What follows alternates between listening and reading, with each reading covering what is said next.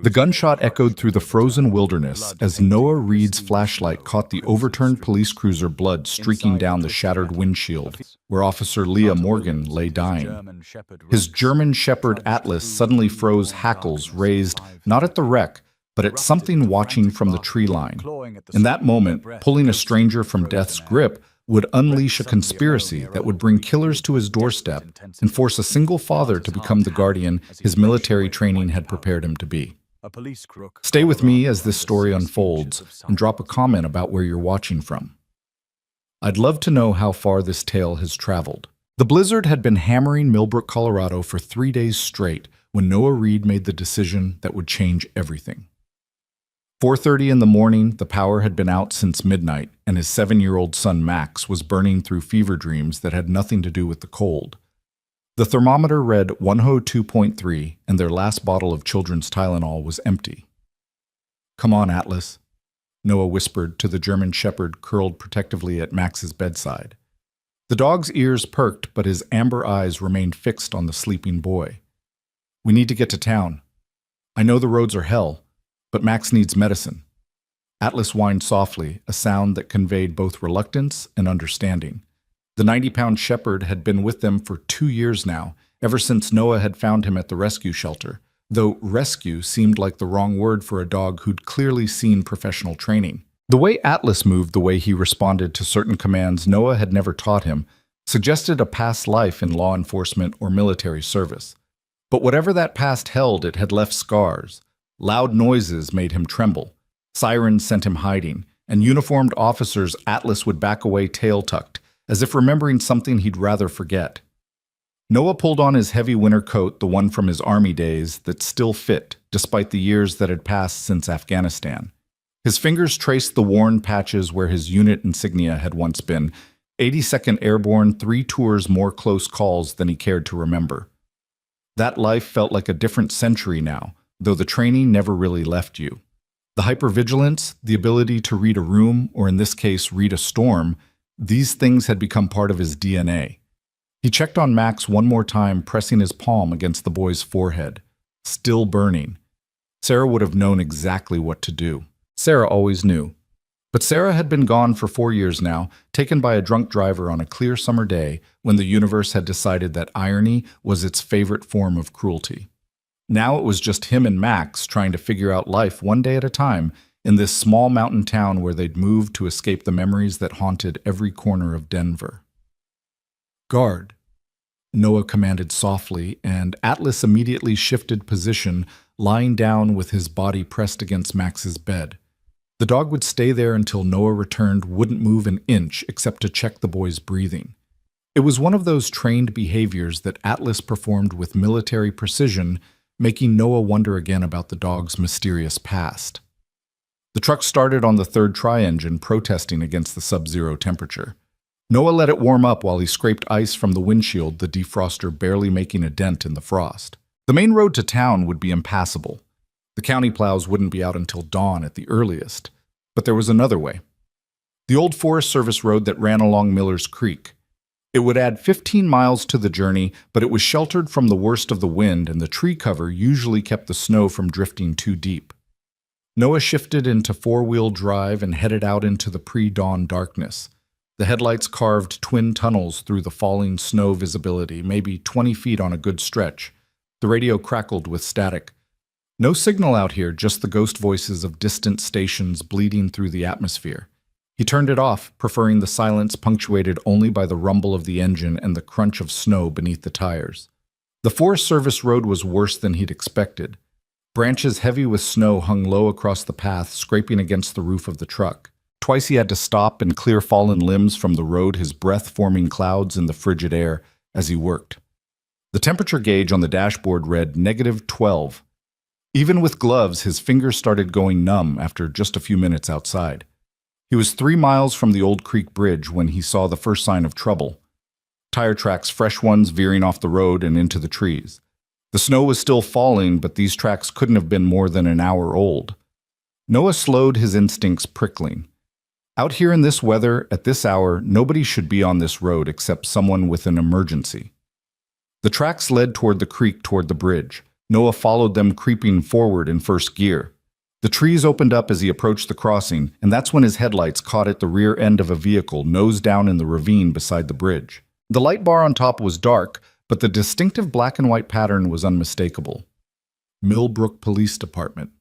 Shit, Noah muttered, already reaching for his phone before remembering there was no signal out here. He grabbed the flashlight from his glove compartment and the first aid kit from behind the seat, old habits from his military days. You never knew when you'd need them. The snow was knee-deep off the road, and Noah had to fight for every step as he made his way down the embankment. The cruiser was wedged between two large pines, the front end crumpled against a boulder. The driver's side was pressed against one of the trees, but the passenger side was accessible. Noah swept his flashlight across the scene. No skid marks on the bridge, no guardrail damage. The cruiser had gone off the road before the bridge, as if the driver had suddenly veered into the ravine, or been forced off. Noah wrenched open the passenger door, and the dome light flickered weakly. The officer was slumped over the steering wheel, long auburn hair matted with blood from a gash on her forehead. Female, maybe early 30s. Her uniform nameplate read Morgan. Blood had run down her face and frozen in crimson streaks across her cheek. Her breathing was shallow, visible in small puffs of vapor in the cold air. Officer Morgan. Noah reached in, checking for a pulse at her neck. It was there, but weak. Can you hear me? Her eyelids fluttered, and she made a sound that might have been words. Noah did a quick assessment. The head wound was bad, but not immediately life-threatening. No obvious broken bones that he could see, but internal injuries were always a possibility in a crash like this. The real danger was the cold. The engine was dead, no heat, and at these temperatures, hypothermia would kill her faster than her injuries. Noah tried the radio in the cruiser. Dead. The impact must have damaged the electrical system. He needed to get her out, get her warm, but moving someone with potential spinal injuries. A soft groan from Officer Morgan made the decision for him. Her eyes opened, unfocused at first, then suddenly sharp with panic. She grabbed his wrist with surprising strength. They're coming back, she whispered, her voice hoarse. They'll kill me. Who? Noah leaned closer. Who's coming back? But her eyes rolled back and she went limp again. Noah looked around, suddenly very aware of how exposed they were. The trees seemed to press in closer shadows, dancing in the beam of his flashlight. If someone had run her off the road, he made his decision. Carefully supporting her neck as best he could, Noah extracted Officer Morgan from the cruiser. She was lighter than he expected, maybe 130 pounds in full gear. He carried her up the embankment, his boots slipping in the snow muscles straining against the grade. By the time he got her to his truck, he was breathing hard, sweat freezing on his face. Noah laid her across the back seat, cranking the heater to maximum. Her skin was pale lips tinged blue. He needed to get her to the hospital, but that was 40 minutes away in good weather. In this storm, maybe twice that. And if someone really was coming back to finish what they'd started. His house was 10 minutes away. He had medical supplies left over from his Army days and Sarah's time as an ER nurse. He could stabilize her there, call for help once the phones were working. It wasn't ideal, but it was better than sitting here waiting for either death or killers to find them. As he pulled back onto the road, Noah caught movement in his rearview mirror. Just for a second, a shadow among the trees near the wrecked cruiser. Could have been anything, a deer, a branch following his imagination. But his instincts, honed in places where paranoia kept you alive, said otherwise. Someone had been watching. The drive home felt like hours, though the clock showed only 8 minutes had passed. Noah kept checking the mirror, but the road behind remained dark. Officer Morgan stirred once, mumbling something that sounded like a name, Trevor, before falling silent again. Noah's house sat at the end of a quarter-mile driveway, a modest 2-story cabin he'd bought with his disability check and Sarah's life insurance. It was isolated, nearest neighbor was a mile away, which usually felt peaceful. Now that isolation felt like vulnerability. He pulled into the garage, closing the door behind them before killing the engine. The automatic light had burned out months ago, leaving them in darkness until he found his flashlight again. Officer Morgan was unconscious, but breathing steadily. Noah lifted her out of the truck, carrying her through the connecting door into the house. Atlas met them immediately, his whole body tense with alertness. The dog took one look at the uniformed officer in Noah's arms and began to back away, his usual fear response to police. But then something changed. Atlas's nose twitched, catching a scent, and he moved closer, whimpering softly. His tail, usually tucked when cops were around, began a slow, uncertain wag. "You know her, boy?" Noah asked. But Atlas's attention was fixed on Officer Morgan. Noah carried her to the living room, laying her on the couch closest to the fireplace. The fire had died down to embers, but it didn't take long to get it roaring again. The warmth filled the room and color began returning to Officer Morgan's face. Working quickly, Noah retrieved his medical kit from the hall closet. The head wound needed cleaning and probably stitches, but he could handle that. He'd stitched up plenty of wounds in Afghanistan, his own and others. As he worked, Atlas positioned himself at Officer Morgan's feet, his body tense as if standing guard. "What's going on, Atlas?" Noah murmured, cleaning the blood from the officer's face. "What aren't you telling me?" A small voice from the stairs made him turn. "Dad?" Max stood there in his dinosaur pajamas, hair sticking up at odd angles, face still flushed with fever. "Who's the lady?" "Someone who needed help," Noah said, moving to intercept his son before he got too close. "You should be in bed, buddy." "I heard Atlas whining. He never whines."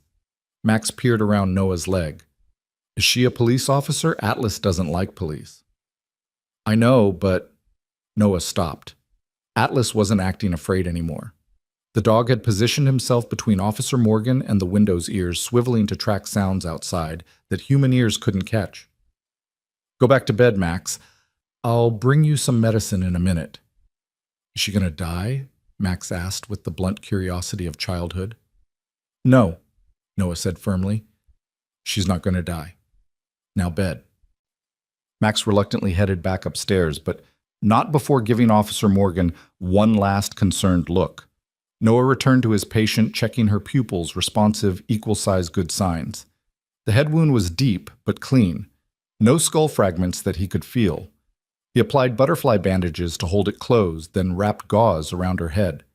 As he worked, he noticed other things: bruising on her wrists, older maybe a week, a healing cut on her palm that looked deliberate, precise, defensive wounds. And there was something about her duty belt. The holster was unsnapped, but the weapon was still there. If someone had run her off the road, why hadn't she drawn her gun? Officer Morgan's eyes opened suddenly, fully alert this time.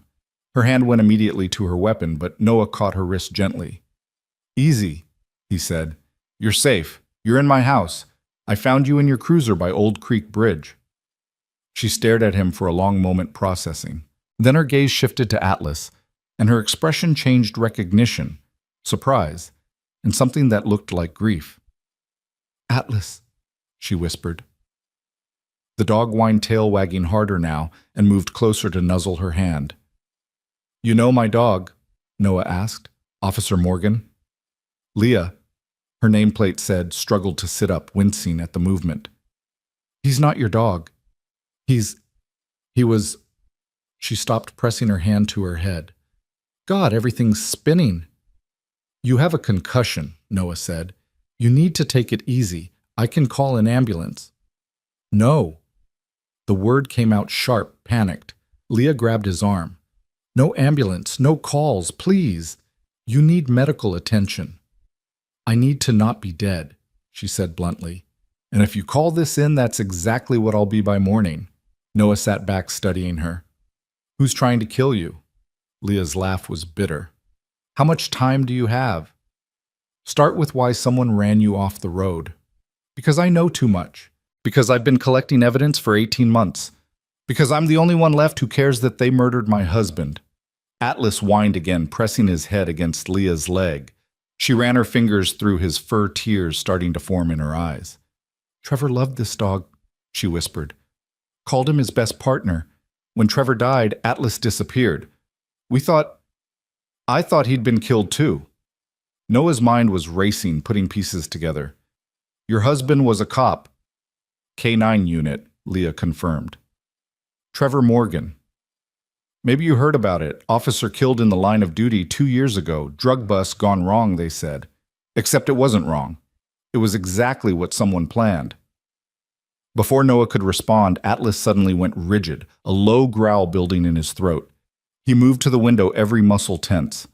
"Someone's coming," Leah said, reading the dog's body language with practiced ease. Atlas always knew before we did. Noah moved to the window, staying to the side, peering out through a gap in the curtains. The snow had stopped, and in the growing pre-dawn light he could see his driveway. Empty, for now. "Could be nothing," he said, but his hand moved instinctively to the pistol he kept in the drawer of the side table. Old habits. "With Atlas, it's never nothing," Leah said, forcing herself to stand despite Noah's protests. "He can hear engines from half a mile away. If he's alerting someone's coming, then we need to get you out of here." "Too late for that. If they're coming, they already know I'm here." Leah checked her service weapon movements, professional, despite her injury. "How many ways in? Front door, back door, garage?" Noah answered automatically. "Windows, but they're all locked. Won't stop them. These people, they don't knock." "Who exactly are these people?" Leah met his eyes. "How well do you know Sheriff Price?" Noah's blood ran cold. Dalton Price had been sheriff for 15 years, knew everyone in town, had been to Noah's house for barbecues. "You're saying the sheriff is trying to kill you?" "I'm saying the sheriff has been running drugs through this county for the last 5 years, using his position to eliminate competition and anyone who gets too curious. Trevor got too curious." A car door slammed outside. Atlas's growl deepened. "Dad!" Max appeared at the top of the stairs again.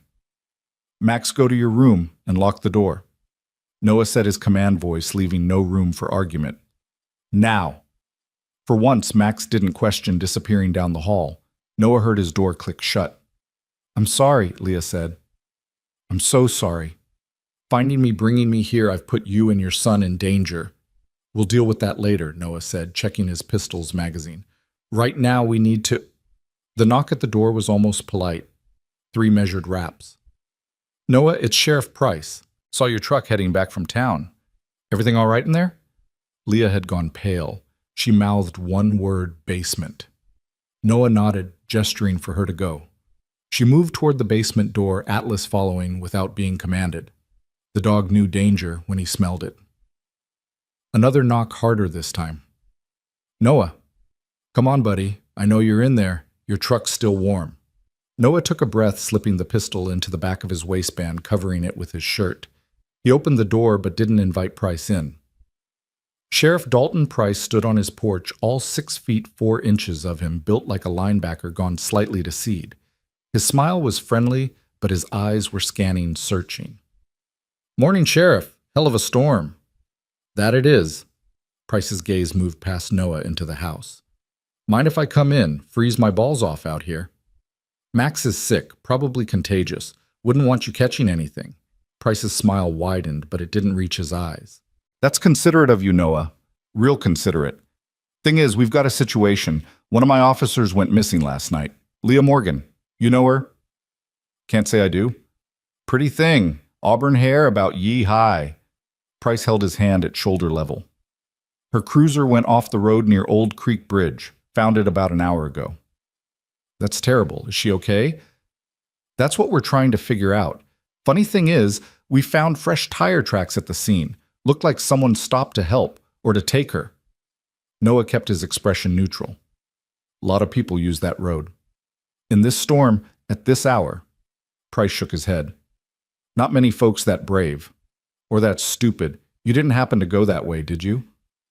"I took the main road to town. Pharmacy run for Max." "Pharmacy's not open yet." "Noticed that when I got there. Turned around and came home." Price stared at him for a long moment. "You know, Noah, I've always liked you. Veteran single dad keeping to yourself. That's admirable. But sometimes keeping to yourself can be dangerous. Sometimes you can accidentally get involved in things you don't understand. I'll keep that in mind." "You do that." Price stepped back, but his hand moved to rest on his service weapon. "And if you happen to see Officer Morgan or anyone matching her description, you'll call me immediately, won't you?" "Of course." "Good man." Price started to turn away, then stopped. "Oh, one more thing. That's a nice dog you have. German Shepherd, right?"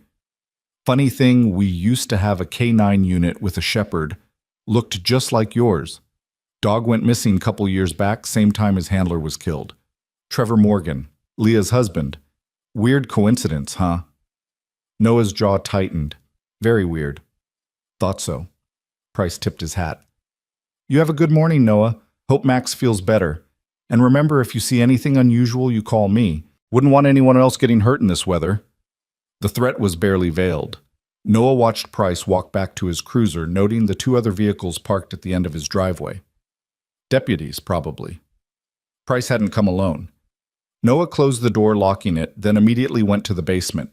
Leah was sitting on the floor, Atlas pressed against her side, both of them tense. He knows, she said simply. Yeah, he knows. Noah pulled out his phone. Still no signal. The landline had been dead since the storm started. We need to get you out of here. There's nowhere to go. He owns this town. Half the deputies are on his payroll. The other half are too scared to do anything. What about state police? You think I haven't tried every time I get close to someone I can trust they end up transferred or dead? Accident, they always say. Just like Trevor. Noah was already moving his mind, shifting into tactical mode. Then we make a stand here. How many men does he have? In town. Maybe a dozen he really trusts, but right now, the 3 cars outside, probably 2 men each. 6 total. I've faced worse odds. Leah looked at him sharply. You were military. It wasn't a question. Noah nodded. Rangers, 3 tours in Afghanistan. And you're willing to risk your life for a stranger. I'm willing to protect my home, my son. The fact that you're here just means we're in this together. Before Leah could respond, Atlas started growling again. This time, the fur along his spine stood straight up. They're moving, Leah said. Noah went to the narrow basement window, peering out. He could see figures spreading out around his house, taking positions. Professional coordinated. These weren't ordinary deputies. They're going to come in hard and fast, Leah said. Make it look like I broke in, you defended yourself. Everyone died in the crossfire. Price is good at staging scenes. Then we don't let him write this story. Noah moved to an old footlocker in the corner, spinning the combination lock. Inside was his past gear he'd kept from his service weapons he'd maintained out of habit more than necessity. An AR-15 broken down but clean. Body armor that might still fit. Ammunition he'd stockpiled not from paranoia, but from the simple soldier's wisdom that it was better to have and not need. You're really going to fight them? No, Noah said, assembling the rifle with practiced efficiency. We're going to fight them. You know these men, their tactics, their weaknesses. And Atlas here, he's already shown he'll protect you. As if understanding, Atlas barked once, sharp and loud. From upstairs, Max's voice, Dad, there are people outside. Noah's blood ran cold. He sprinted up the stairs, Leah behind him despite her injury. Max was at his window peering through the blinds. Get away from there! Noah pulled his son back just as the window exploded, inward glass showering the room. Max screamed and Noah covered him with his body, feeling fragments pepper his back. Basement now! Noah carried Max, running for the stairs as more windows shattered throughout the house. They weren't using ordinary rounds, these were breaching shots meant to disorient and terrify. In the basement, Noah put Max in the corner furthest from any windows, Atlas immediately positioning himself in front of the boy. Leah had her service weapon out, checking the magazine. They'll come through multiple entry points, she said, her professional calm a stark contrast to the situation. Price likes overwhelming force. Then we need to funnel them. Noah handed her the rifle. You're a better shot than me with that head injury. I'll take point. You don't have to do this. Yes, I do. Noah checked his pistol one more time. My son is down here. That's all the reason I need. The front door crashed open above them. Heavy footsteps, multiple sets spreading through the house. Noah Reed! Price's voice boomed. We know she's here. Send her out, and this ends peaceful. Noah and Leah exchanged looks. They both knew there would be nothing peaceful about how this ended if Price got his way. You've got 30 seconds before we come down there, Price continued. Don't make this harder than it needs to be. Dad, I'm scared, Max whispered. Noah knelt beside his son. I know, buddy, but remember what I taught you. Sometimes scary things happen, but we face them. We don't let them win. Like when Mom died. Yeah, Noah said, his throat tight. Like that. Noah, Price called. 20 seconds. Leah moved to the bottom of the stairs, rifle raised. They'll use flashbangs first. Close your eyes when I tell you. Noah positioned himself behind the water heater concrete and steel that would provide some cover.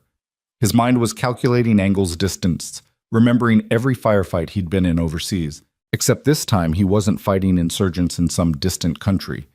This was his home. His son was behind him. 10 seconds. Atlas began to bark, the sound fierce and primal. It was a sound Noah had never heard from the dog before. Not fear, not warning, but pure protective rage. 5 seconds. Leah tensed. Noah steadied his breathing. The basement door burst open and something clattered down the stairs. Eyes! Leah shouted. The flashbang detonated, the sound deafening in the enclosed space. Even with his eyes closed, Noah saw the white-hot glare through his eyelids. Atlas yelped but didn't move from his position protecting Max. Footsteps on the stairs. Leah fired the rifle crack, adding to the ringing in Noah's ears. Someone screamed and tumbled down the steps. Moving left! Noah called out, marine muscle memory taking over. He fired 3 shots at a figure appearing in the doorway, center mass watching the man spin and fall. More footsteps above running. They were circling, looking for another way down. The narrow stairs were a fatal funnel, and Price's men had just learned that the hard way. Price? Leah shouted. I've got everything. 18 months of evidence, documents, recordings, photographs. You kill me, it all goes public. Silence for a moment, then Price's laugh. You think I care about evidence? You think anyone's going to believe a dead cop over me? A window shattered at the far end of the basement and tear gas canisters rolled across the floor. The chemical smoke began to fill the room, burning eyes and throat. Max started coughing, crying. We need to move, Noah said, but there was nowhere to go. The stairs were a killing field, the windows too small to escape through. Atlas suddenly broke from his position, charging toward the stairs. Noah called for him to stop, but the dog was beyond hearing. He bounded up the steps and into the chaos above. Gunshots screaming, the sound of bodies hitting the floor. Atlas! Leah started to follow, but Noah held her back. Wait. More gunshots. Then an eerie silence broken only by Atlas's growling. Jesus Christ! Someone shouted from upstairs. The dog got Morrison. Shoot it! Price's voice. I can't get a clear shot. It's too fast. Noah used the distraction. He pulled Max to his feet, covering the boy's mouth and nose with his shirt.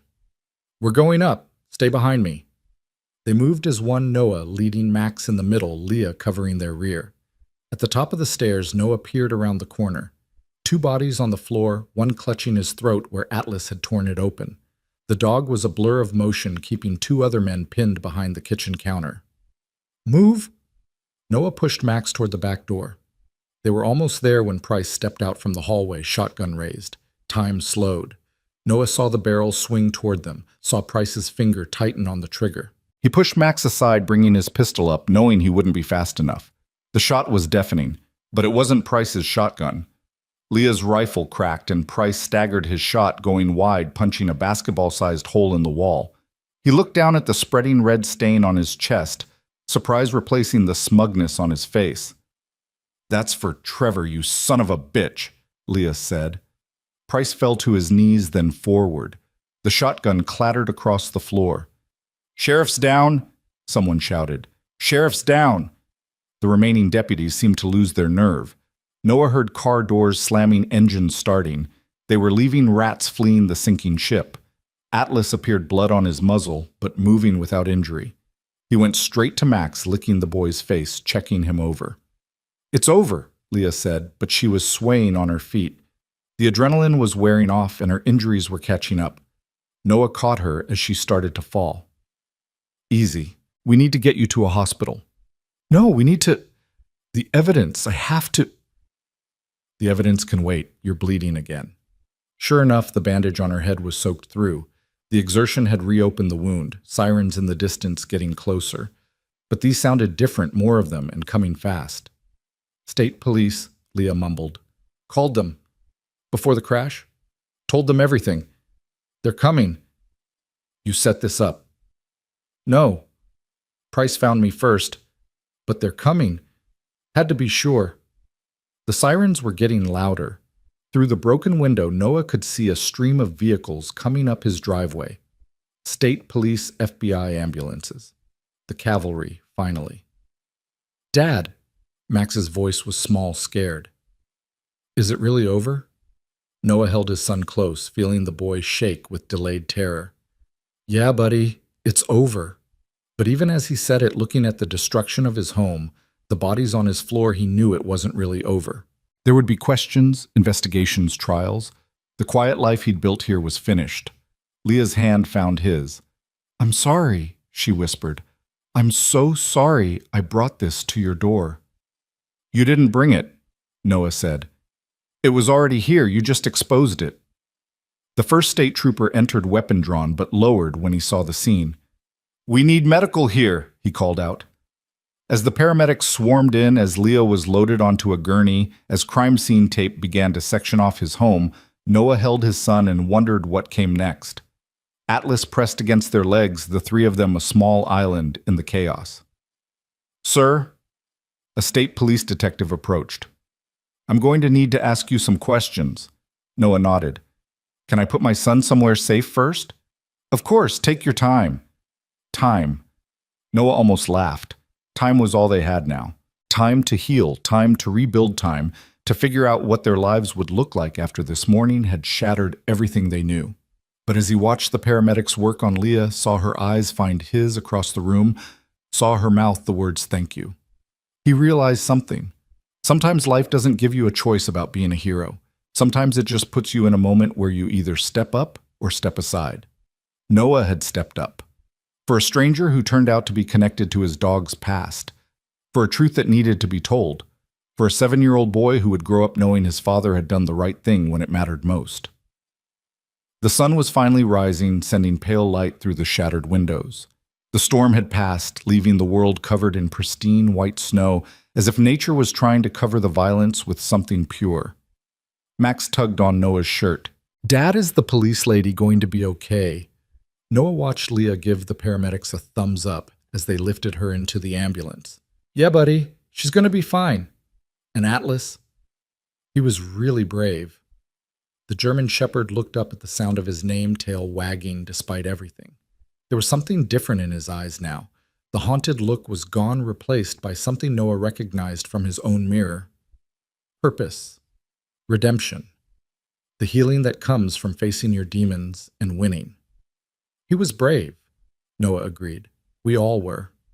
As the ambulance pulled away, Leah visible through the back windows, Noah felt something shift in his chest. This wasn't how he'd planned to spend his morning. He just wanted to get medicine for his son. Instead, he'd ended up in a gunfight with corrupt cops protecting a woman he'd never met before, uncovering a conspiracy that went to the heart of his adopted town. But standing there in the wreckage of his home, his son safe beside him, a brave dog at their feet, and the knowledge that justice would finally come to Millbrook, Noah felt something he hadn't experienced in years. He felt alive. The detective was waiting patiently, notebook in hand. Noah took a deep breath, ready to tell the story. The whole story. Starting with a dying cop on a frozen morning and ending with the truth finally coming to light. It was a hell of a story. And it was just the beginning. The detective's questions went on for 3 hours, meticulously documenting every second of the morning's events. Noah answered them all while watching through the kitchen window as crime scene technicians processed his home, their cameras flashing like miniature lightning strikes against the morning sun. Max had fallen asleep on the couch, exhausted from fear and fever, with Atlas standing guard beside him, the dog's eyes tracking every person who moved through their space. Mr. Reed, Detective Harrison said, closing his notebook finally. What you did here today, not many civilians would have had the courage or the skill. I protected my family, Noah replied simply. Anyone would have done the same. Harrison's expression suggested he knew better, but he didn't argue. We're going to need this house for at least 48 hours. Do you have somewhere to stay? Noah hadn't thought that far ahead. The adrenaline was wearing off, leaving him feeling hollow and shaky. Their home was a crime scene, The walls were riddled with bullet holes, windows shattered, blood staining the hardwood floors Sarah had loved so much. "We'll figure something out," he said. "The department can put you up in a hotel." "No." Noah's response was sharper than intended. "No offense, detective, but I don't trust anyone with a badge right now except Officer Morgan." Harrison nodded slowly. "I understand.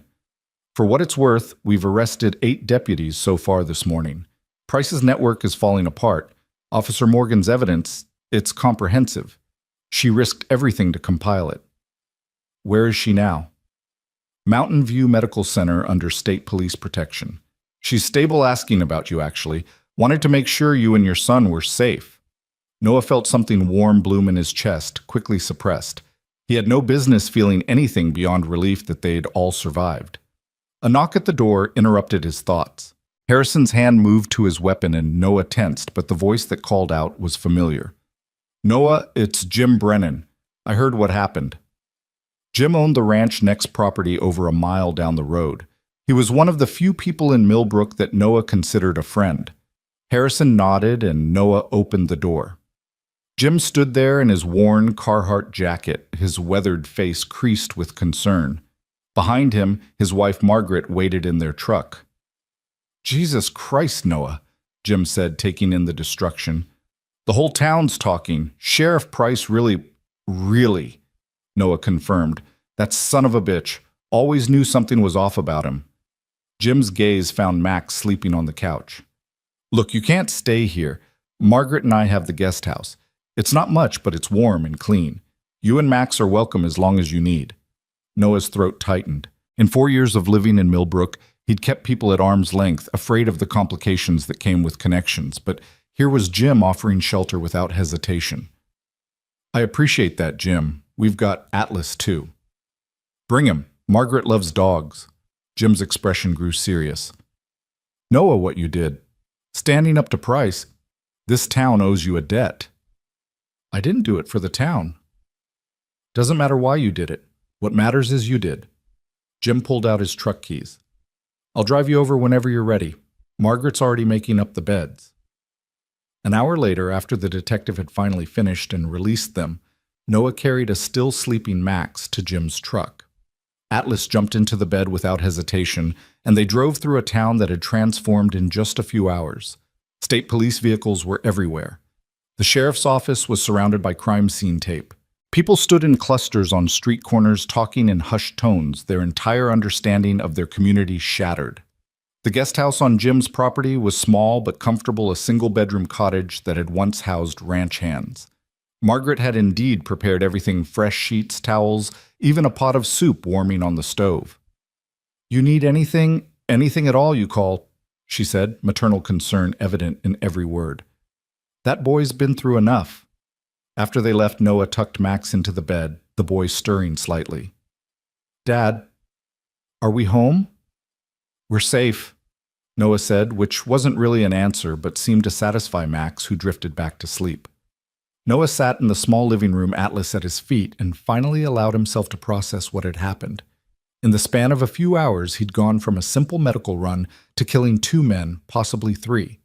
His hands started to shake, and he clenched them into fists. This wasn't Afghanistan. These weren't enemy combatants. They were Americans' cops, even if corrupt ones. But they would have killed Max. That thought steadied him. They would have killed his son to cover their crimes, and Noah had done what was necessary. The shaking stopped. His phone buzzed. The cell towers were apparently working again. It was an unknown number, but something made him answer. "Mr. Reed." "This is Dr. Patel at Mountain View Medical Center. Officer Morgan is asking for you. She says it's important." Noah looked at Max sleeping peacefully. Jim had said to call if he needed anything. 20 minutes later, with Margaret watching Max, Noah walked into the hospital's ICU. The state trooper at Leah's door checked his ID twice before letting him pass. Leah was propped up in bed, bandages wrapped around her head, IV lines feeding into her arm, but her eyes were clear and alert when they found his. "You came," she said softly. "You saved our lives with that shot," Noah replied, pulling a chair close to her bed. "Least I could do was check on you." "I've been saving that shot for 2 years. Leah said, her voice bitter. Every time I went to the range, I imagined it was Price in my sights. I'm not proud of that. You should be. He was a killer. He was also once a good cop, or at least I thought he was. She shifted, wincing at the movement. I need to tell you about Trevor, about Atlas. You deserve to know. Noah waited, letting her gather her thoughts. Trevor and I met at the academy, she began. Both young, both eager to make a difference. He went K9, I went patrol. Atlas was his second dog raised from a puppy. They were incredible together. It was like they could read each other's minds. She paused, lost in memory, and Noah could see the grief still raw in her eyes. 3 years ago, Trevor started noticing things. Drugs that should have been in evidence going missing. Arrest reports that didn't match what he'd witnessed. Money floating around the department that couldn't be explained. He tried to bring it to Price, thinking the sheriff would want to clean house. But Price was the source, Noah guessed. The center of it all. Trevor didn't know that until it was too late. Price played concerned, said he'd investigate personally. 2 weeks later, Trevor was dead. Official story was a drug bust gone wrong. Dealer got the drop on him, but I knew Trevor. He was too careful, too good. And Atlas was there. What happened to him? That's the strangest part. The report said Atlas was killed too, but they never found his body. Price said he probably crawled off to die somewhere. But I knew that was bullshit. Atlas would never leave Trevor, not even in death. She reached out, and Noah took her hand without thinking.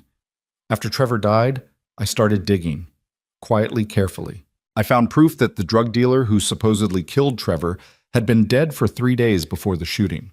I found witnesses who saw Price's personal vehicle at the scene. I found the money trail, the connections to cartels, the whole network. Why didn't you run Take It Federal? I tried 3 times. The first contact had a heart attack. The second drove off a mountain road. The third just disappeared. Price had reach I didn't even know about. So I stayed, kept collecting evidence, waiting for the right moment. And last night, Price found my hidden cash. I don't know how. Maybe I got sloppy. Maybe someone saw me. But he called me personally, told me I had 1 hour to run, said it was professional courtesy for Trevor's widow. But you didn't run. I called the state police from a burner phone, uploaded everything to a secure server, then tried to make it to the state line. Price's men caught me at Old Creek Bridge, ran me off the road. I thought I was going to die there, freezing in that ravine, my husband's murder unavenged. Her hand tightened on his. Then you appeared, like some kind of guardian angel with a flashlight. Just a dad trying to get medicine, Noah deflected. No, Leah said firmly. You could have left me there. Could have driven away when you realized the danger. Could have given me to Price, but you didn't. You fought for me, a stranger. Do you know how rare that is? Noah didn't know what to say to that, so he changed the subject. How did Atlas end up at the rescue shelter? I don't know. That's been haunting me. Whoever took him after Trevor's death kept him hidden for months, then abandoned him. Why? What did they know? Before Noah could respond, the door opened and Detective Harrison entered, followed by a woman in an FBI windbreaker. Agent Chen, FBI. The woman introduced herself. Mr. Reed, Officer Morgan, I apologize for interrupting, but we've had a development. Leah straightened suddenly, all cop despite her injuries. What kind of development? One of Price's deputies wants to make a deal. Says he has information about Officer Trevor Morgan's death, specifically about who really pulled the trigger. The room went silent. Leah's face had gone pale. Who? She whispered.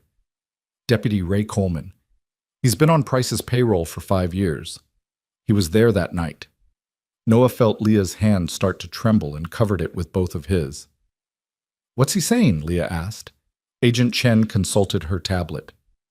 He says Price didn't pull the trigger himself.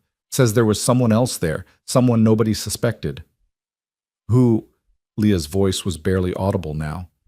Coleman claims it was Deputy Chief Martin Wells. Leah gasped. Martin. No, that's impossible. Martin was Trevor's mentor. He spoke at the funeral. He helped me with the insurance claims. He also had access to all your husband's cases, Agent Chen pointed out. Would have known exactly what Trevor was investigating. Leah looked like she'd been punched. Noah could see her world tilting again, another betrayal in a series of betrayals. "I need to hear it," she said suddenly. "I need to hear Coleman say it. Officer Morgan, you're in no condition." "I'm going." She started pulling at her IV lines. "Leah, stop," Noah said firmly. "You have a concussion. You can barely stand." "I don't care. I've waited 2 years to know who killed my husband." Noah looked at Agent Chen. "Can you bring Coleman here? That's highly irregular." "So is everything about this case," Harrison interjected. "Officer Morgan has earned the right to hear this." Chen considered, then nodded. "Give me an hour." After they left, Leah collapsed back against the pillows, tears streaming down her face. "Martin held me while I cried at Trevor's funeral. He told me Trevor was a hero. He looked me in the eyes and lied." "People are capable of terrible things when they're desperate," Noah said quietly. "I've seen good men do evil things when they thought they had no choice." "Did you in Afghanistan?" Noah was quiet for a long moment. "I saw people make impossible choices. Sometimes there's no good option, just degrees of bad. This wasn't like that. This was greed, pure and simple." "Maybe. Or maybe Wells had something on him too. Price seemed to have leverage on everyone." They sat in silence until Agent Chen returned with Coleman in shackles, accompanied by 2 federal marshals. The deputy was a thin, nervous man who couldn't meet Leah's eyes. "Tell her," Chen commanded. Coleman's voice was barely above a whisper. Trevor had figured it all out. Not just the drugs, but the money laundering, the connections to the Sinaloa cartel. Price was in too deep to just retire. The cartel would have killed him if he tried to get out. "I don't care about Price's problems," Leah said coldly. "Tell me about Martin." Wells had gambling debts, bad ones, the kind where they break your legs if you're lucky. Price offered to make them go away if Wells helped with Trevor. Helped? Leah's voice could have frozen fire. Trevor trusted Wells. When Wells called him that night, said he needed backup on something sensitive, Trevor didn't hesitate. Drove right to the warehouse. Atlas was with him, always was. Coleman paused, swallowing hard. "Continue," Chen ordered. Wells led Trevor inside. Price was waiting. They tried to make it quick, but Trevor fought. God, he fought hard. Atlas went crazy, attacked. Price tore his arm up pretty bad. That's when Wells shot Trevor, twice in the chest, once in the head. Leah made a sound like a wounded animal. Noah squeezed her hand tighter. Atlas wouldn't leave Trevor's body. Stood over him, snarling at anyone who came close.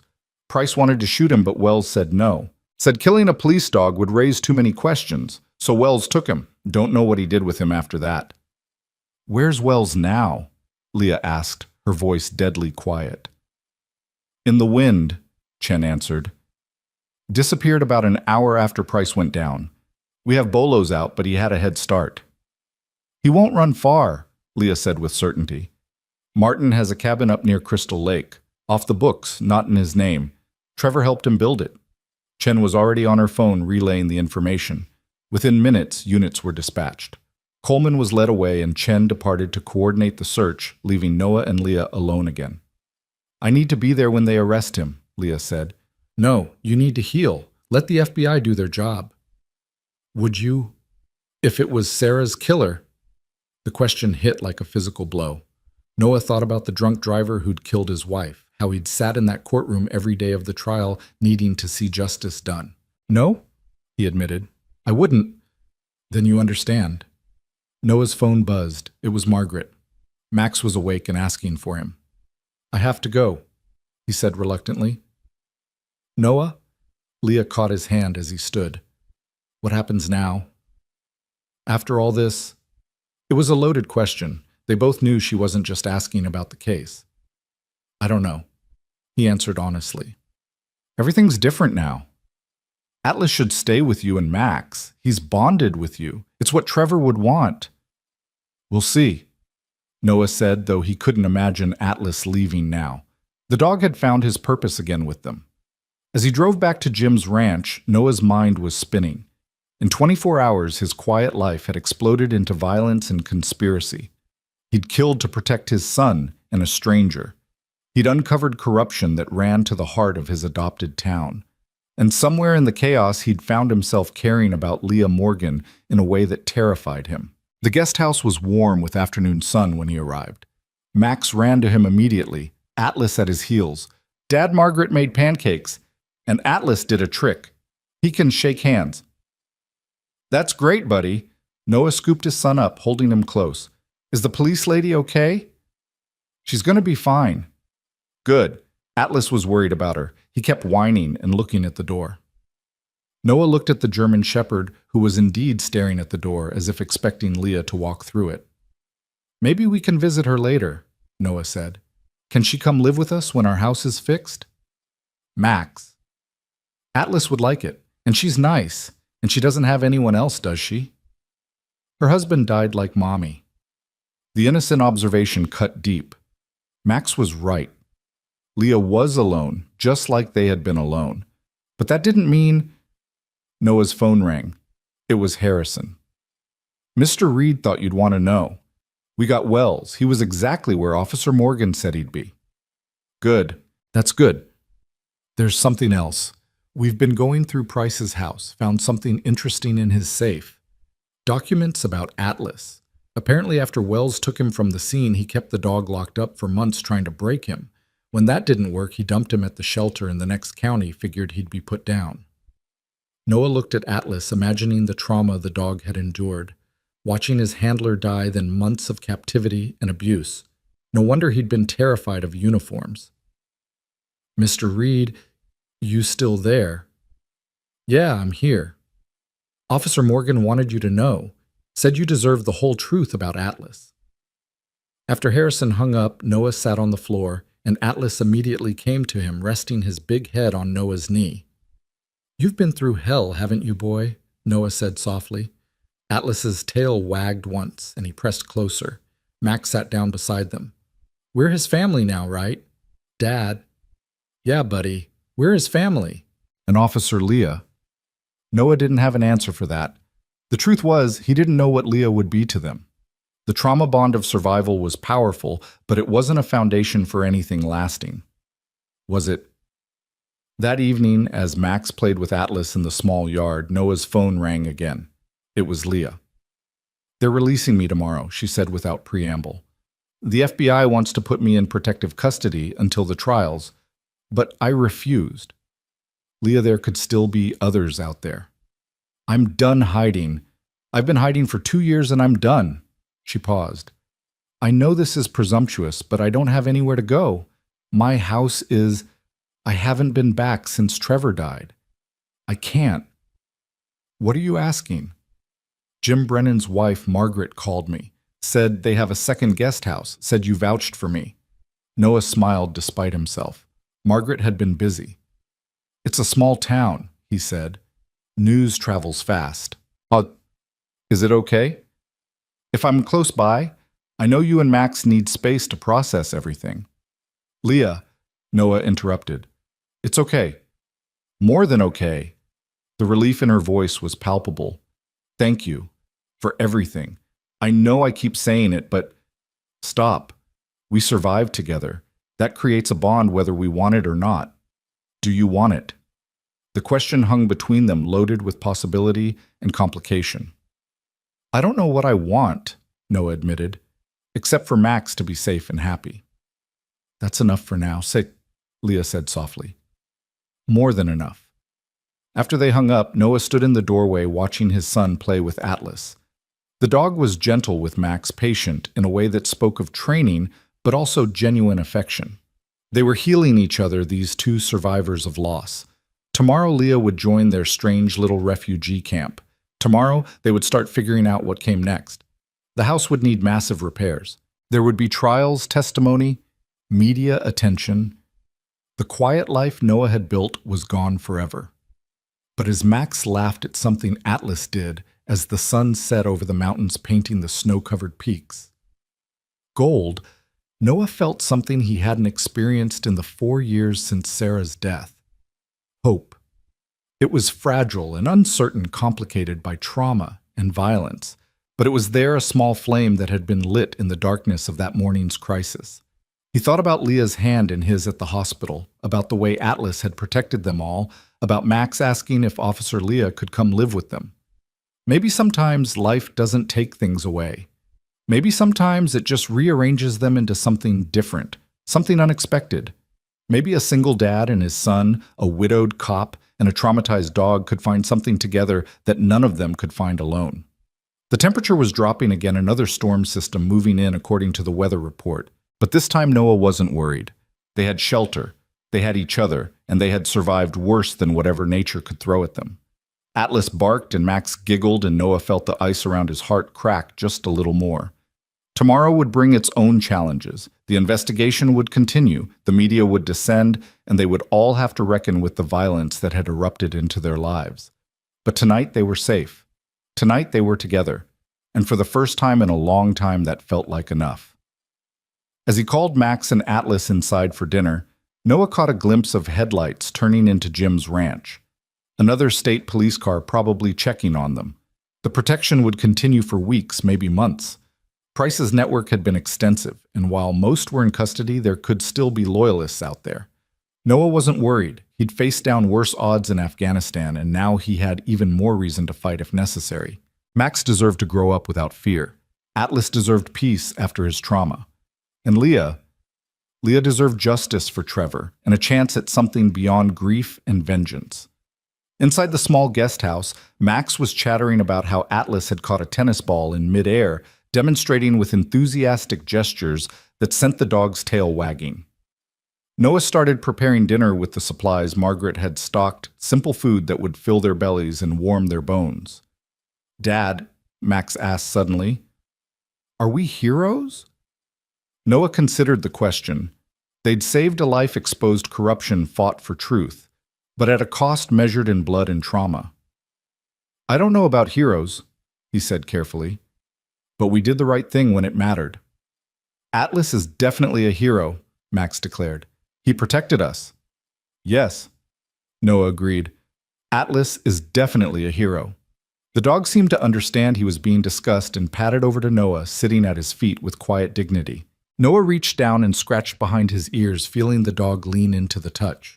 They ate dinner quietly, the events of the day settling over them like dust after an explosion. Max fell asleep on the couch watching cartoons, and Noah carried him to bed again, Atlas following. Standing in the doorway of the bedroom, watching his son sleep peacefully while Atlas kept watch. Noah made a decision. Whatever came next, whatever complications arose from the growing connection with Leah, whatever challenges the trials and rebuilding would bring, he would face them head on. He'd spent 4 years just surviving after Sarah's death, going through the motions of life without really living. Today had awakened something in him, not just the soldier who could fight and protect, but the man who could still care, still connect, still hope for something better. His phone lit up with a text from Leah. "Thank you for giving me something to fight for again." Noah typed back, "Thank you for reminding me that some fights are worth having." It wasn't poetry or grand declarations. It was just two damaged people recognizing something in each other, a possibility of healing that neither had expected to find.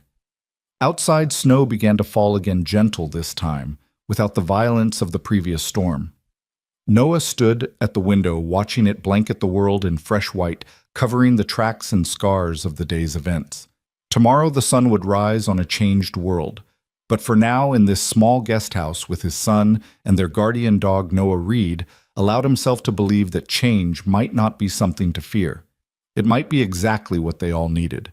The morning Leah arrived at the ranch, she looked smaller. Somehow diminished by the institutional wheelchair the hospital insisted on using despite her protests that she could walk. Noah watched from the porch of the guest house as Margaret helped her from Jim's truck, fussing over her like a mother hen, while Leah tried to maintain some dignity in the face of such determined care. Atlas had been pacing since dawn, somehow knowing she was coming. The moment Leah's feet touched the ground, the dog bolted from Noah's side, covering the distance in seconds, but stopping just short of jumping on her, his whole body vibrating with restrained joy. "Hello, boy," Leah said softly, dropping to her knees despite Margaret's protests about taking it easy. Atlas pressed his head against her chest, and she wrapped her arms around him, burying her face in his fur. Noah could see her shoulders shaking and knew she was crying, releasing 2 years of grief into the dog who'd shared her loss. Max tugged on Noah's hand. "Should we go help?" "Let's give them a minute," Noah said, understanding that this reunion was about more than just a woman and a dog. It was about Trevor, about unfinished goodbyes, about a partner Atlas had thought he'd lost forever. When Leah finally stood, her eyes were red but clearer somehow, as if Atlas had absorbed some of her pain. She looked toward the guest house and found Noah watching, offering a small wave that he returned. "Come on," he told Max. "Let's go say hello."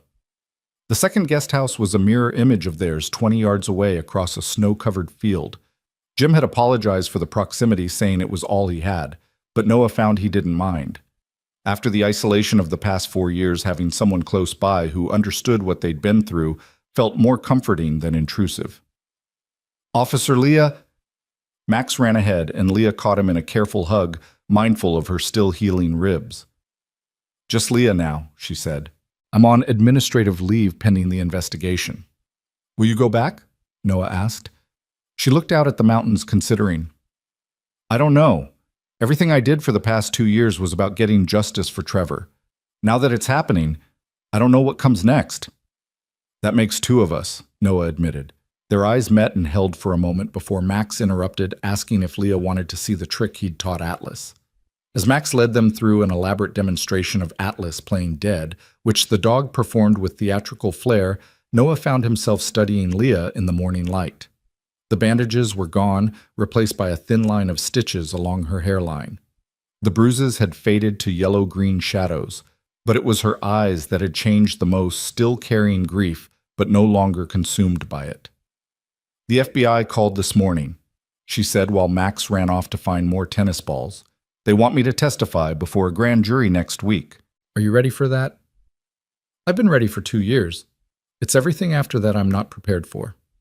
She paused, watching Atlas chase Max through the snow.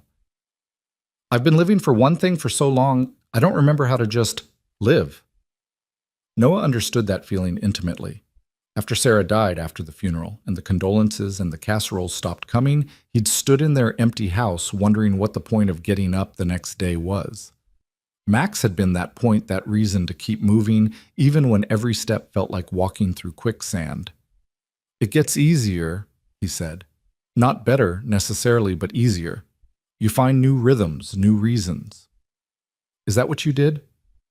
"I ran away," Noah said, with brutal honesty. "Sold our house in Denver, moved here where no one knew our story. Thought if I could just find somewhere quiet enough, the grief would stop echoing so loud." "Did it work?" "No. Turns out grief travels light. Doesn't need much room in the moving truck." Leah laughed, a sound that surprised them both. "Trevor would have liked you.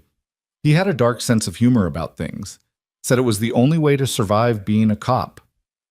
"Sarah would have liked you too," Noah found himself saying. "She was drawn to fighters, people who didn't give up when things got hard." They stood in comfortable silence, watching Max try to convince Atlas to pull him on a sled, which the dog seemed to be seriously considering. "The media's been calling," Leah said eventually. "Wanting interviews about Price, about Trevor, about what happened at your house. I've been refusing, but they're persistent." "They've been calling me too. Reporter from Denver showed up at the hospital yesterday. Jim ran him off with a shotgun. Literally. Rock salt, but yeah. Jim doesn't mess around when it comes to protecting his neighbors. As if summoned by his name, Jim appeared on his own porch, calling them over for lunch. Margaret had made what appeared to be enough food for a small army, claiming she didn't know how to cook for less than a dozen after years of feeding ranch hands. The meal was warm and noisy, Max chattering about everything and nothing, while Atlas positioned himself strategically between chairs hoping for dropped food. It felt normal in a way that nothing had felt normal in days, and Noah caught Leah smiling genuinely for the first time since he'd met her. After lunch, while Max napped and Margaret cleaned up despite everyone's protests, Jim pulled Noah and Leah aside. "Had a visitor this morning," he said quietly. "Martin Wells's lawyer. Seems Wells wants to make a deal, testify against everyone in exchange for a lighter sentence." Leah's entire body went rigid. "He executed Trevor in cold blood." "I know," Jim said gently, "but the FBI seems interested. Apparently Wells knows where Price kept records of every dirty cop, judge, and politician he owned. Could bring down a lot more than just the Millbrook department." "I don't care," Leah said flatly. "He killed my husband. He looked me in the eye at the funeral, and..." She broke off, walking away toward the barn. Noah started to follow, but Jim caught his arm. Let her be for a minute. Sometimes a person needs to be angry without an audience. They watched her disappear into the barn, Atlas breaking away from Max's room to follow her. She's tough, Jim observed, but everybody's got a breaking point. She's past hers, Noah said. Has been for a while. She's just been running on vengeance and adrenaline. And now that those are running out, Noah didn't have an answer for that. He knew what his own crash had looked like after Sarah died, weeks where getting out of bed felt like climbing Everest, where Max's needs were the only thing that kept him functional. But Max didn't have that anchor to reality that demanded she keep moving. You like her, Jim said. It wasn't a question. It's complicated. Best things usually are. Jim clapped him on the shoulder. Just remember you've both been through trauma. Don't mistake intensity for intimacy. Give it time. Noah wanted to protest that there was nothing between them, but the words wouldn't come. There was something, had been, since the moment he'd pulled her from that crashed cruiser. Whether it was just shared survival or something deeper, he didn't know yet. An hour later, he found Leah in the barn sitting on a hay bale with Atlas's head in her lap. She'd been crying again, but her voice was steady when she spoke. Trevor would want me to let Wells testify. He'd say the greater good was more important than personal vengeance. What do you want? I want my husband back. I want those 2 years back. I want to not know what his blood looked like on a warehouse floor. She stroked Atlas's fur absently. But since I can't have any of that, I want to stop as many corrupt cops as possible, so Wells can have his deal. But I want to be there when he testifies. I want him to look at me while he describes murdering Trevor. That's a special kind of torture for both of you. Good. He should suffer. Maybe not physically, but he should have to carry what he did. She looked up at Noah. Is that wrong to want him to hurt? It's human, Noah said, sitting beside her on the hay bale. After Sarah died, I used to dream about finding the drunk driver. Not to kill him, just to make him understand what he'd taken. Make him feel even a fraction of what I felt. Did you ever find him? No. He pled guilty, went to prison. Died there 6 months later. Another inmate killed him over a gambling debt. I thought I'd feel something when I heard satisfaction, closure, something, but it was just empty. He was gone, Sarah was still gone, and I still had to figure out how to raise Max alone. Leah leaned against his shoulder, a casual intimacy that should have felt strange but didn't. We're pretty fucked up, aren't we? Thoroughly, Noah agreed. But we're functional, that's something. Is it enough? It has to be.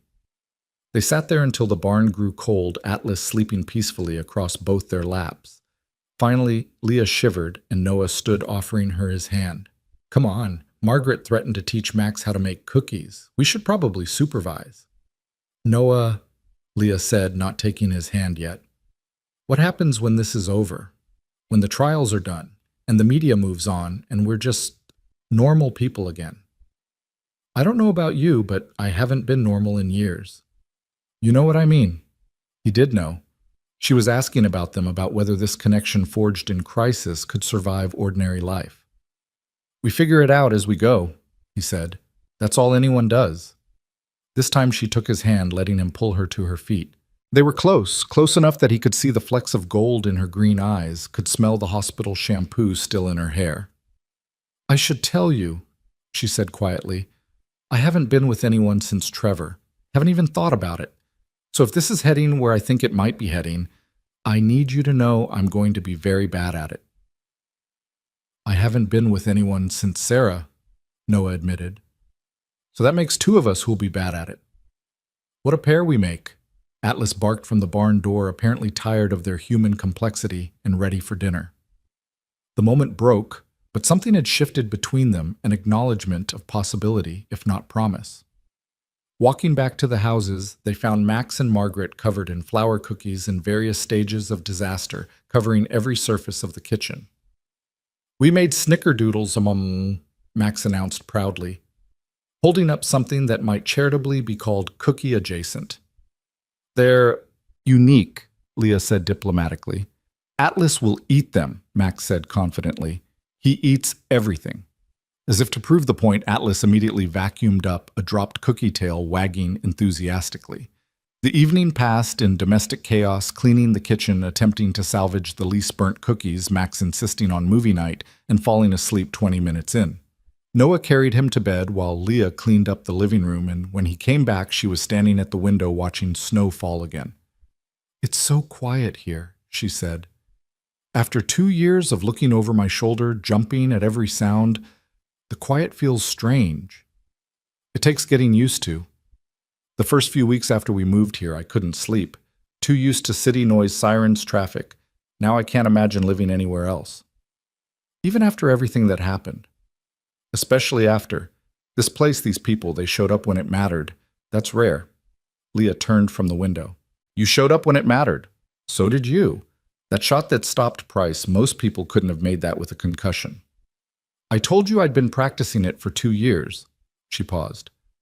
"Though I always imagined I'd feel different after, vindicated or satisfied or something. Instead, I just feel tired. That's the adrenaline crash. It'll pass. And then what? Then you start rebuilding, one day at a time, one choice at a time." "Is that what you did?" After Sarah, Noah considered the question. "I thought I was rebuilding. Now I think maybe I was just building walls. It took almost dying to realize the difference. And now I'm trying to figure out how to tear them down without the whole thing collapsing." Leah moved closer, close enough that he could feel the warmth of her. "Maybe you don't tear them down. Maybe you just build a door. That's very philosophical for someone with a head injury." "I have my moments." She reached up, fingers ghosting over the cut on his cheek from the flying glass. "This is going to scar. Add it to the collection." Trevor had scars, one on his shoulder from his first dog who bit him during training, one on his palm from trying to fix a fence and failing spectacularly, one through his eyebrow from a bar fight in college. He'd never fully explain. Her voice caught. "I used to know every mark on his body, every story. Now someone else will have to learn yours." "Leah, I'm not ready," she said quickly. "I need you to know that. I'm not ready for whatever this is becoming, but I also can't seem to stop it. We don't have to figure it out tonight, or tomorrow, or next week. But eventually, yeah. Eventually we'll have to decide if this is just trauma bonding or something more." "What do you think it is?" Noah was saved from answering by Atlas pawing at the door, needing his evening constitutional. They went out together, watching the dog bound through the fresh snow with pure joy, and the moment of intense intimacy dissolved into something easier, lighter. "I should go," Leah said when Atlas was done. "It's getting late and Max will be up early." "He always is." Noah agreed, though part of him wanted her to stay to continue this careful dance they'd started. At the door to her guest house, Leah paused. "The grand jury testimony is Thursday. Would you come with me? I know it's a lot to ask, but..." "I'll be there," Noah said without hesitation. "You don't even know what time..." "Doesn't matter. I'll be there." She stood on her toes and kissed his cheek, a brief touch that left him frozen in place. "Thank you. For everything. For saving my life, for fighting for me, for giving me space to figure this out." Before he could respond, she was inside the door, closing softly between them. Atlas whined clearly, wanting to follow her, torn between his old loyalty and his new family. "I know, boy," Noah said. "It's complicated." Back in their guest house, Noah checked on Max, who was sprawled across the bed like a starfish, then sat in the living room with a cup of coffee that would guarantee he wouldn't sleep. His phone showed 17 missed calls from various media outlets, 3 from his former unit buddies who'd heard about the shooting, and 1 from Detective Harrison that he should probably return. Instead, he sat in the dark, processing the day. Leah's presence had shifted something fundamental in their strange little refuge. She fit somehow into the rhythms they'd established. Max had taken to her immediately, Atlas was devoted, and Noah was feeling things he'd convinced himself he'd never feel again. Jim was right about not confusing intensity for intimacy. Everything about their connection had been forged in extremity, violence, fear, survival. But underneath that was something else, something that might exist even without the crisis. A recognition, maybe. 2 people who'd lost everything and were trying to figure out how to live anyway. His phone buzzed with a text from Leah. Can't sleep, keep thinking about Thursday. He typed back, want company? I have coffee and Margaret's least burnt cookies. Give me 5 minutes. She appeared at his door in pajamas and a heavy coat, looking younger and more vulnerable than he'd seen her. They sat on opposite ends of the couch, the space between them feeling both vast and insignificant. Tell me about Sarah, she said. Not how she died. Tell me how she lived. So Noah did. He told her about the nurse who'd treated his broken arm at the VA hospital and then asked him out while he was still loopy on pain meds. About her terrible cooking and beautiful singing voice, about her dedication to her patients and her fierce love for Max. About Sunday morning pancakes and evening walks, and the way she'd made him feel whole after coming back from War and Pieces. In return, Leah told him about Trevor, about the rookie cop who'd brought her flowers after their first date and then accidentally set them on fire trying to cook dinner, about his dedication to his K-9 partners, his terrible jokes, his secret addiction to reality TV. About how he'd held her after her miscarriage, how they'd been trying for another baby when he was killed. They talked until dawn, sharing their ghosts, and when Max wandered out demanding breakfast, he didn't seem surprised to find Leah there. Are you living with us now? He asked with a child's directness. Nobody, Noah said. Leah just couldn't sleep. I couldn't sleep either, Max said. I dreamed about the bad men again. Noah's heart clenched.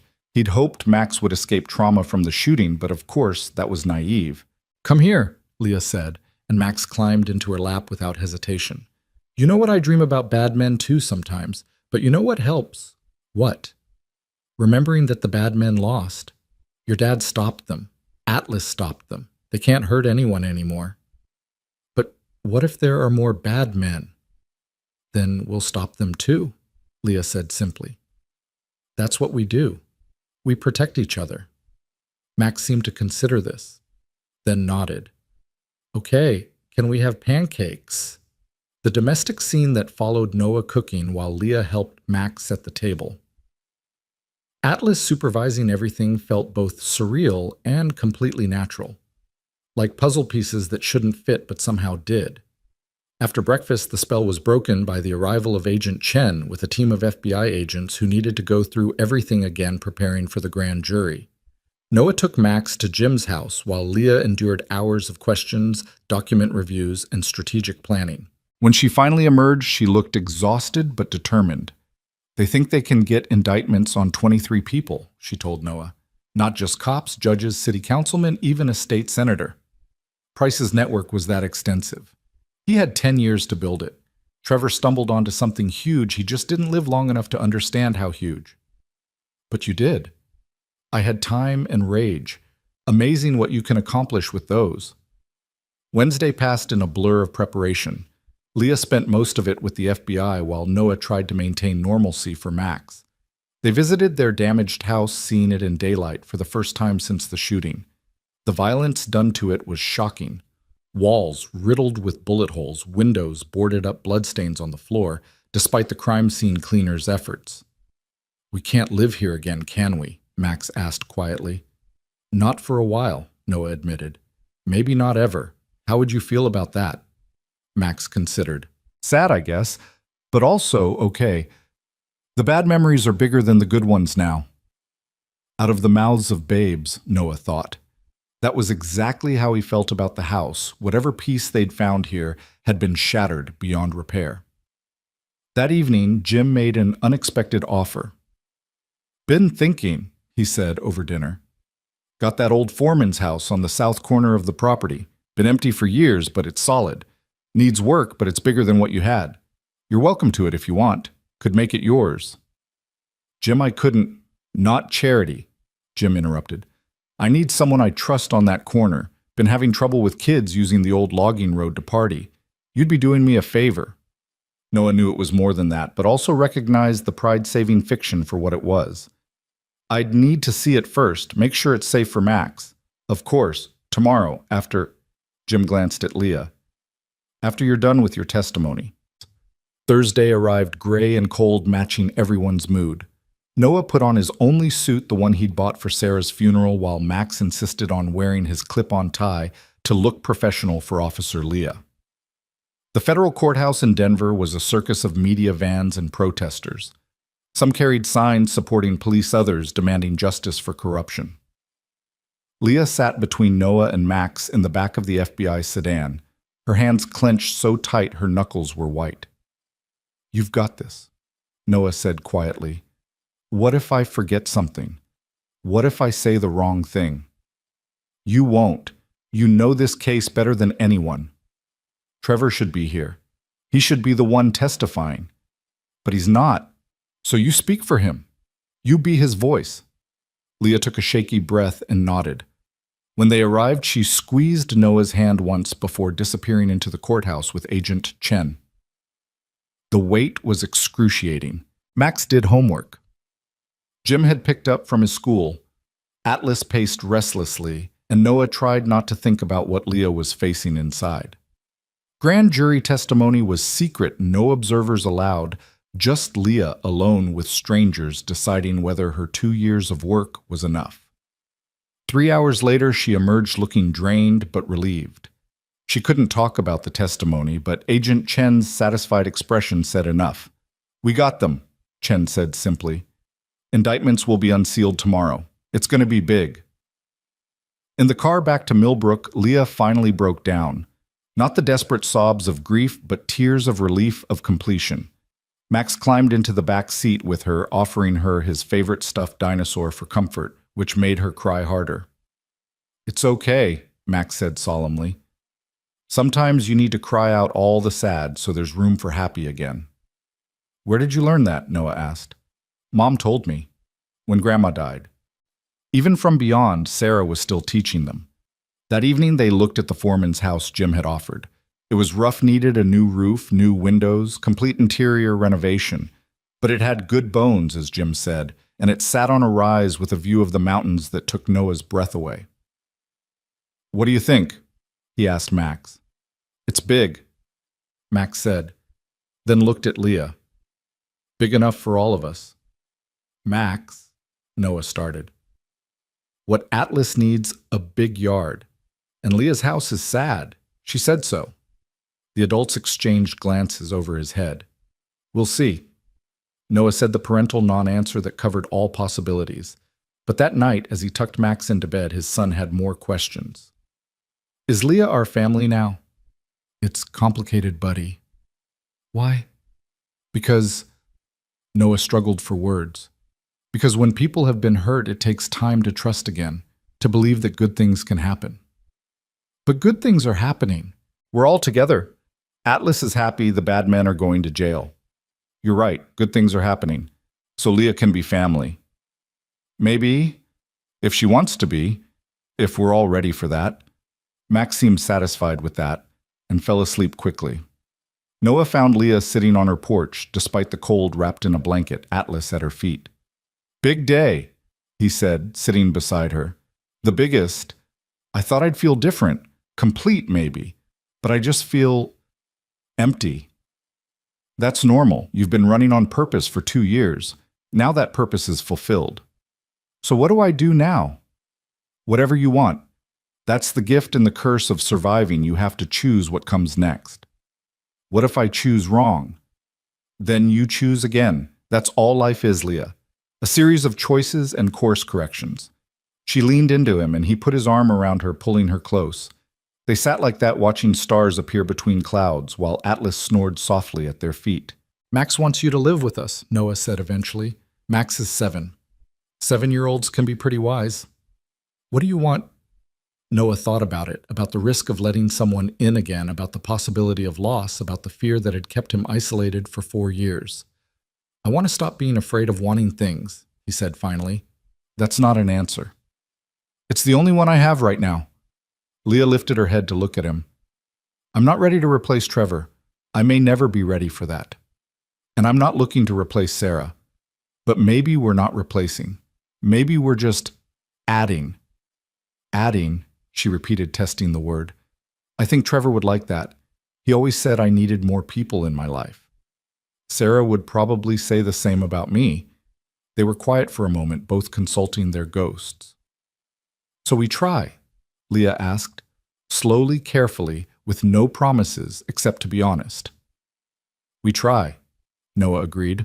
She kissed him, then soft and tentative. Nothing like the passion born of crisis kisses he'd imagined. It was a beginning, fragile and uncertain, but real. Atlas's tail thumped against the porch boards, apparently approving. When they pulled apart, Leah was smiling. "So about this house Jim offered. It needs everything. New roof, new plumbing, complete renovation. It would take months. I'm good with a hammer, and I've got nothing but time now. You'd help?" "Noah, I've been alone for 2 years, living 20 yards away from you and Max these past few days. It's the first time I haven't felt like I was drowning. So yeah, I'd help. If you'll have me, Max will be thrilled." "What about Max's dad?" Noah looked at her, this woman who'd crashed into their lives in blood and violence and somehow brought light with her. "Max's dad is learning that sometimes the best things come from the worst circumstances. That's either very profound or very naive. Maybe both." They stayed on the porch until the cold drove them inside, planning renovations and imagining a future neither had expected. It wasn't the life Noah had planned, wasn't the happily ever after he'd had with Sarah. But it was something. A second chance, complicated and messy and uncertain, but theirs to build. The indictments made national news the next morning. Noah woke to his phone buzzing with calls from reporters, old army buddies, and numbers he didn't recognize. 23 arrests before dawn, including 2 judges and a state senator whose connection to Price's network sent shockwaves through Colorado politics. The footage of Deputy Chief Wells being led away in handcuffs played on every channel, his face hidden, but his shame visible in every step. Leah stood in front of the television at Jim's house, watching it all unfold with an expression Noah couldn't read.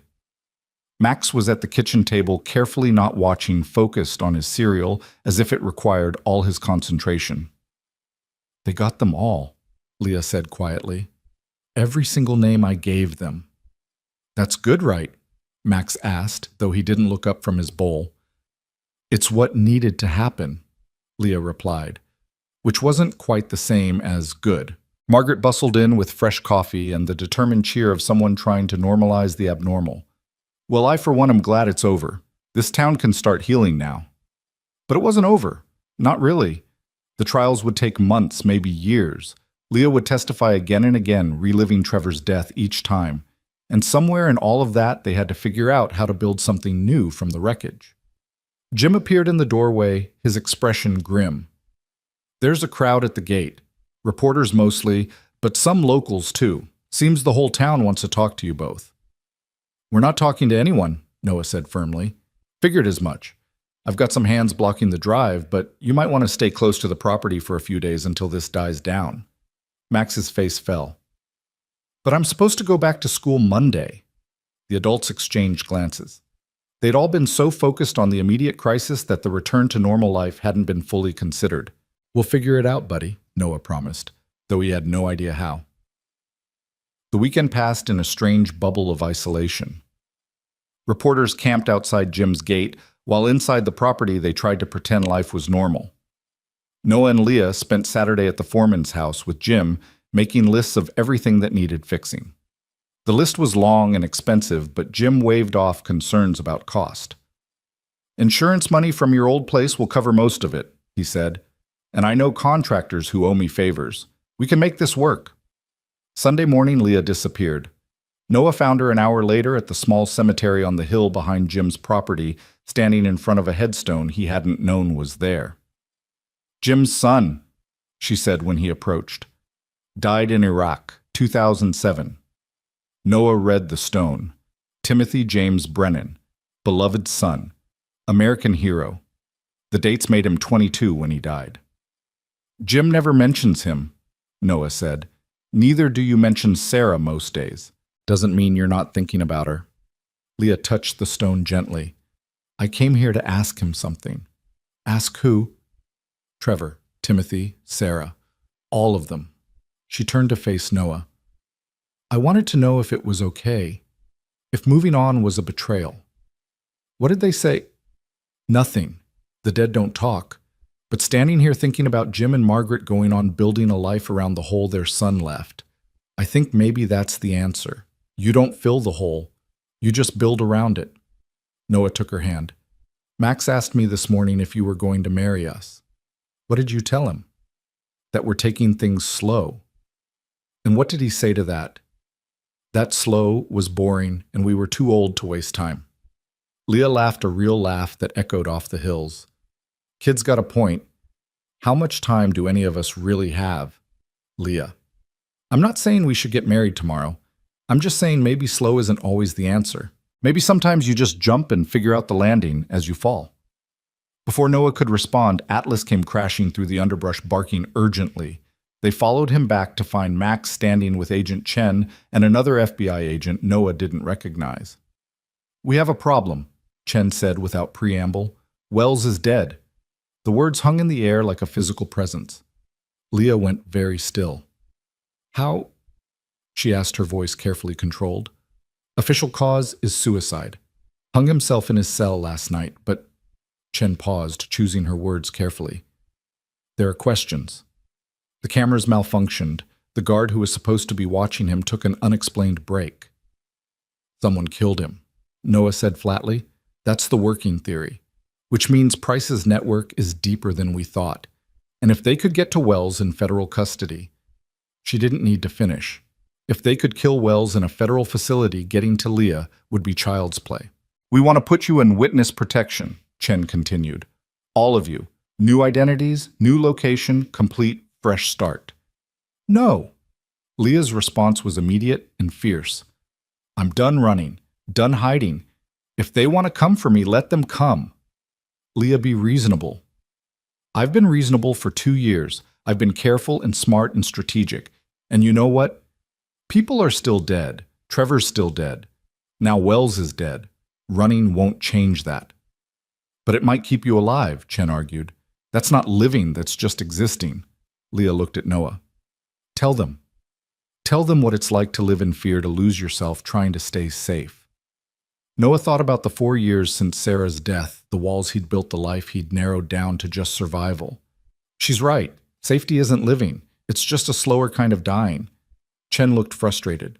So what, you're just going to stay here and wait for someone to take another shot at you? We're going to live our lives, Noah said. We're going to rebuild. We're going to raise Max. We're going to do all the things that Price and his people tried to stop us from doing. That's brave, Mr. Reed. It's also potentially fatal. Everything's potentially fatal, Leah said. Trevor taught me that. He was the most careful cop I knew, and he still died. So if I'm going to die anyway, I'd rather do it living my life than hiding from it. Chen studied them both for a long moment. The FBI can't officially endorse this decision. But, Noah heard the unspoken word. But unofficially, I understand it. We'll maintain surveillance, keep protective details close. But if you're staying, you need to be smart about it. She left them with new phones, panic buttons, and a direct line to the FBI field office. After she was gone, Noah found Max hidden behind the couch, having heard everything. Are the bad men coming back? Max asked, his voice small. Noah pulled his son into his arms. Maybe. But we'll be ready if they do. I don't want anyone else to die. Neither do I, buddy. Neither do I. That evening, Jim called a meeting. Not just them, but Margaret, several of the ranch hands, and surprisingly, a dozen people from town. They gathered in Jim's large living room, the atmosphere tense. Here's the situation, Jim said bluntly. The FBI thinks there might be more trouble coming. They want our friends here to run. They're choosing to stay. Question is, what are we going to do about it? Why should we risk ourselves for outsiders? Someone asked from the back. Because they already risked themselves for us. An older woman Noah recognized from the grocery store said firmly, that girl brought down corruption that was poisoning this town for years. The least we can do is stand by her now. My nephew was arrested because of her, another man said angrily. Good boy led astray by Price. Your nephew was dealing meth to high schoolers, Jim interrupted. Don't rewrite history now that it's inconvenient. The room erupted in arguments, neighbors turning on each other, years of suppressed tensions boiling over. Noah was about to suggest they leave when Leah stood up. You want someone to blame, she said, her voice cutting through the noise. Blame me. I couldn't save my husband. I couldn't stop Price before he corrupted half this town. I brought violence to Noah's door and got his son traumatized. You want to hate me for that, fine. But don't pretend Price was anything other than what he was, a cancer that was killing this town slowly. The room fell silent. Then unexpectedly, Max stood up beside her. Officer Leah saved us, he said in his clear child's voice. She got hurt protecting people. That makes her a hero. My dad says we should always stand by heroes even when it's scary. Noah had never said exactly that, but he wasn't about to contradict his son. The room's mood shifted, shame replacing anger on several faces. The boy's right, said Tom Baker, who ran the hardware store. We let fear keep us silent for years. Maybe it's time we found our courage. One by one, people started volunteering. Someone would watch the roads leading to Jim's ranch. Someone else would install security cameras. The grocery store would deliver supplies so they wouldn't have to go to town. It wasn't everyone. Some people left unwilling to get involved, but those who stayed seemed determined. After everyone left, Jim pulled Noah aside. Tom's brother is a contractor. He can start on the house tomorrow if you want. Having workers around might discourage anyone from trying something. Jim, I can't keep taking. You're not taking, you're receiving. There's a difference. This community failed Leah when Trevor died. We all knew something was wrong, but we were too scared to act. This is our chance to make that right. Monday morning arrived with contractors just as Jim promised. Noah expected maybe a small crew, but dozens of people showed up. Not just professionals, but volunteers from town people with hammers and good intentions, if not much skill. Word spread, Tom Baker explained. People want to help. Leah stood watching the crowd swarm the old foreman's house, tears streaming down her face. Trevor would have loved this, she said. He always believed in community, even when I'd lost faith in it. Max, who was supposed to start back at school, refused to leave. What if something happens while I'm gone? Nothing's going to happen, Noah assured him, though he wasn't entirely certain himself. You don't know that. Noah knelt to his son's level. You're right, I don't. But I know that we can't stop living because we're afraid. That's what Mom would say, isn't she? Max considered this, then nodded slowly. She'd say fear is just your brain trying to keep you safe, but sometimes your brain worries too much. Exactly. But what if the other kids ask about what happened? Tell them the truth, that you were brave, that you protected your family, that you're a hero just like Leah said. Max straightened a little at that. Atlas is coming with me, right? They'd arranged with the school for Atlas to accompany Max as an emotional support animal, at least temporarily.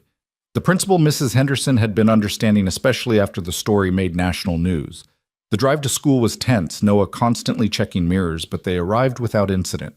Max hugged Atlas goodbye at the classroom door. The dog had to stay in the office during actual class time and walked in with his head high. He's tougher than he should have to be, Leah observed. Kids are resilient. It's adults who carry things forever. Speaking from experience, aren't we both?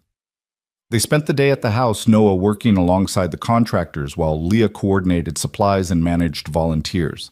It should have felt strange building a home together when they'd known each other less than 2 weeks, but instead it felt right. Natural, even.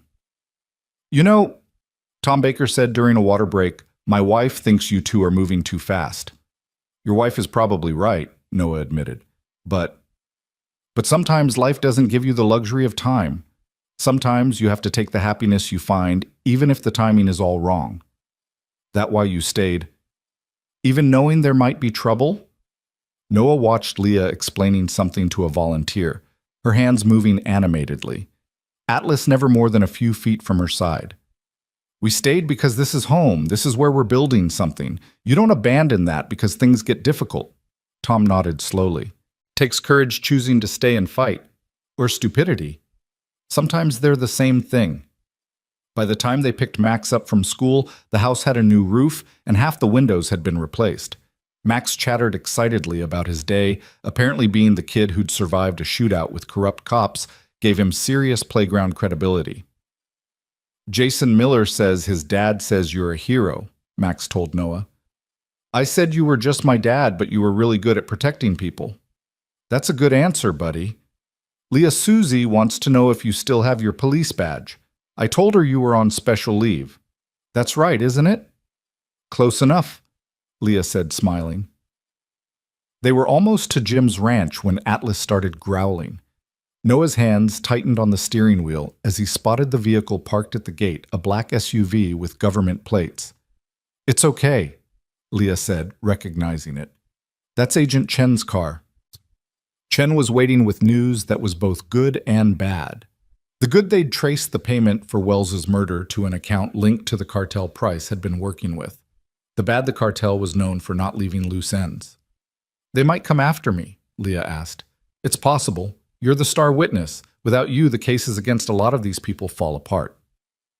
So we're back to witness protection. The offer stands, but Chen paused. There's another option. The cartel is a business. They care about profit, not revenge. If the cost of coming after you exceeds the benefit, they'll write it off as a loss. What are you saying? I'm saying make it too expensive to come after you. Too public, too protected, too much heat. How? Chen smiled slightly. By doing exactly what you're already doing. Building a life very publicly, the media attention, the community support, it all makes you a hard target. Kill you now, and it's a national story. Federal resources would rain down on them. It's not worth it. So we just live and hope that's enough. Sometimes the best defense is refusing to hide.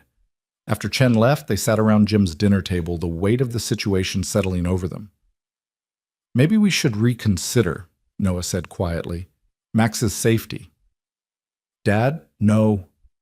Max interrupted. We're not running away. Heroes don't run away. Max, this isn't a movie. I know it's real and scary and people could get hurt, but we're a family now, aren't we? Families stick together. When did you get so wise? Leah asked, ruffling his hair. Tuesdays, Max said seriously, making everyone laugh despite the tension. That night, Noah couldn't sleep. He found himself at the construction site, walking through the skeletal frame of what would be their home. The living room where Max would play. The kitchen where they'd make meals together.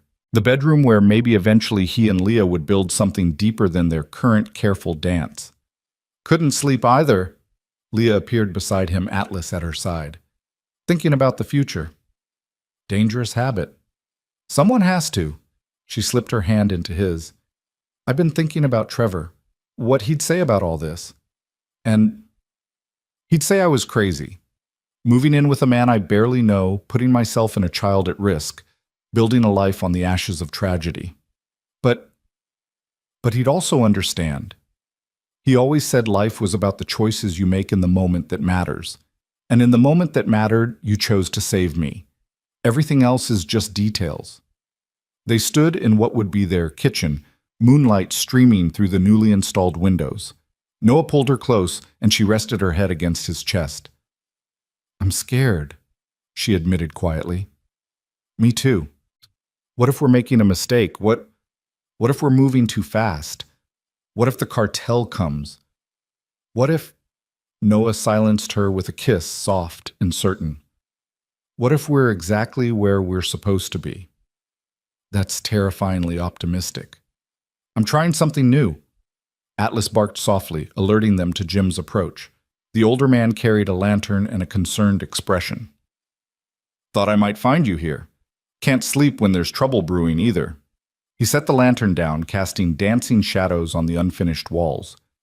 You know, when Timothy died, I wanted to burn this whole place down. Couldn't stand the thought of going on without him. What changed? Leah asked. Margaret. She said Timothy didn't die so we could stop living.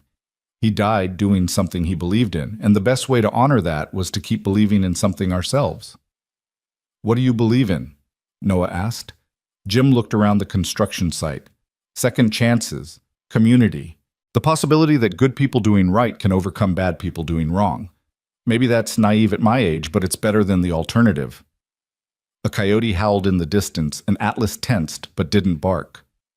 The workers will be back at dawn, Jim said. By end of week, you'll have a livable house. Question is, what kind of life are you going to build in it? After he left, Noah and Leah remained planning and dreaming despite the uncertainty. They talked about paint colors and furniture placement, about Max's room and Atlas's dog door, about a future that might never come but was worth imagining anyway. Tuesday brought more progress on the house and a surprise visitor. Detective Harrison arrived with news that Wells had left behind a confession hidden in his cell, detailing everything Trevor's murder Price's network names and dates and brutal truths. He knew someone would come for him, Harrison explained. Wanted to get it all down first. Does it help the case? Leah asked. It guarantees convictions. Even without your testimony, though, we still need you. But, Leah, there's something else. Wells wrote about Trevor specifically, about his last words. Leah tensed. Tell me. He said to tell you he loved you, that you were his light, and to take care of Atlas. Leah broke down, then sobbing in a way she hadn't since this all began. Noah held her while she cried. Max hugged her legs, and Atlas pressed against her, offering comfort the way only dogs can. He knew, she gasped between sobs. Even dying, he was thinking about me, about Atlas. That's love, Noah said simply. Real love thinks about others even in the worst moments. Max looked up at them with those two wise eyes. Is that why you protected us? Because of love? Noah considered his son's question. He'd acted on instinct training moral obligation. But underneath all that? Yeah, buddy. Everything we do for each other, it's because of love. Even when we're scared. Especially when we're scared. The week progressed with startling normalcy. School runs construction work community dinners at gyms. The threat of cartel retaliation hung over everything, but life insisted on continuing. Max made friends with the Baker boys who thought having a dad who'd fought off corrupt cops was the coolest thing ever. Leah started helping Margaret with her charity work, finding purpose beyond her pursuit of justice. Atlas adapted to his new role as Max's protector and Leah's emotional anchor with remarkable grace. Friday afternoon, the house was officially habitable. Basics still needing finish work, but with functioning plumbing, electricity, and heating. They stood in the empty living room, their voices echoing off bare walls. When do we move in? Max asked, bouncing with excitement. We need furniture first, Noah pointed out. I have furniture, Leah said quietly. In storage, from the house Trevor and I shared. I haven't been able to, but maybe it's time. Are you sure? Trevor wouldn't want it gathering dust. He'd want it being used, being part of a home again. They retrieved her belongings that afternoon. It was strange integrating pieces of her past life into their potential future. Trevor's recliner that Atlas immediately claimed. The kitchen table where she and Trevor had shared meals. Photos that would hang beside photos of Sarah, creating a blended history of love and loss. This is weird, Max announced, looking at a picture of Trevor in his police uniform. Why's that Buddy? Because he's dead, but he's still here. Like Mom. They're both still here even though they're gone. That's not weird, Leah said gently. That's family. Family includes everyone we've loved, even the ones we've lost. So Trevor is family and Mom. If you're okay with that, Max considered seriously. Atlas loved Trevor, and Atlas is really smart. So Trevor must be good family. And Mom already is family, so yeah, okay. The simplicity of childhood acceptance made the adults' eyes water. That night, their first in the new house, they camped in the living room, sleeping bags on the floor, Atlas sprawled between them, Max insisting it was the best adventure ever. The house creaked and settled around them, finding its rhythm with new occupants. Are you happy? Max asked into the darkness. Yes. Noah answered, surprised to find it was true. Me too, Leah said softly. Me 3, Max said. And Atlas is 4, but he's asleep. They lay there listening to the dogs snoring, to the wind outside, to the sound of their own breathing synchronizing. It wasn't the life any of them had planned. It was born from tragedy, built on loss, shadowed by threat. But it was theirs. I love you guys, Max said sleepily. Love you too, buddy, Noah replied. Leah's hand found Noah's in the darkness, squeezing gently. She didn't say the words too soon, too complicated, but the sentiment was there in the touch. Saturday morning brought news from Agent Chen. 3 cartel members had been arrested trying to cross into Colorado. The threat wasn't over, but it had been diminished. They're pulling back, Chen explained. Cost-benefit analysis. You're too protected, too visible. It's not worth the resources. So we won. You survived. Sometimes that's the same thing. The weekend was spent settling in properly. Jim and Margaret helped arrange furniture, Tom Baker's kids helped paint Max's room, and half the town seemed to drop by with housewarming gifts. It was overwhelming and beautiful, this community, that had finally found its courage. Sunday evening, as they sat on the newly built porch watching the sunset, Max asked the question Noah had been dreading. "Are you and Leah going to get married?" Noah and Leah exchanged glances. "Maybe someday," Leah answered carefully. When we're ready." "How will you know when you're ready?" It was Noah who answered, "When the idea of forever doesn't seem scary anymore." "Is it scary now?"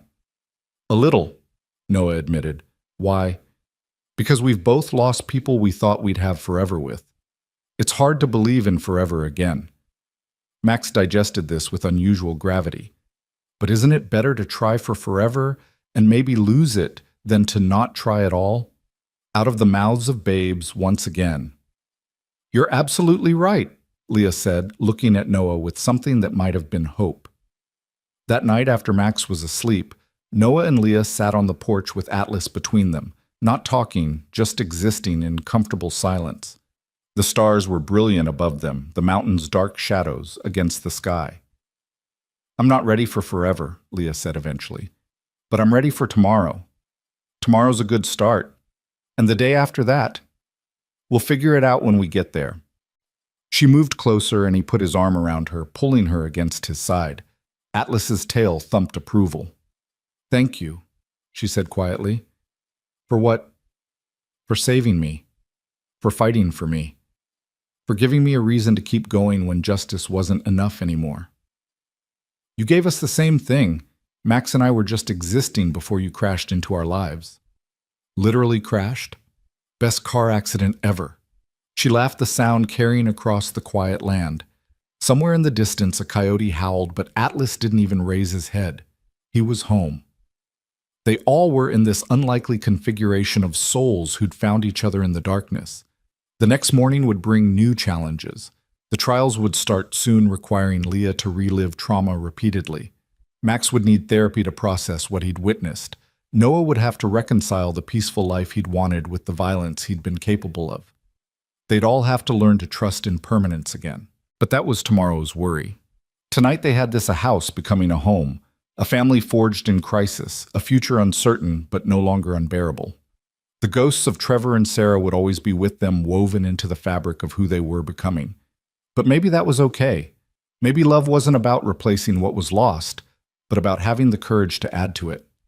Atlas shifted, laying his head on Leah's lap, while keeping his body pressed against Noah's leg, physically connecting them. It was, Noah thought, a perfect metaphor for what they were building, connections that bridged past and present loss and hope, fear and love. "I think we're going to be okay," Leah said, as if reading his thoughts. "Yeah," Noah agreed. "I think we are." And for the first time in years, he actually believed it.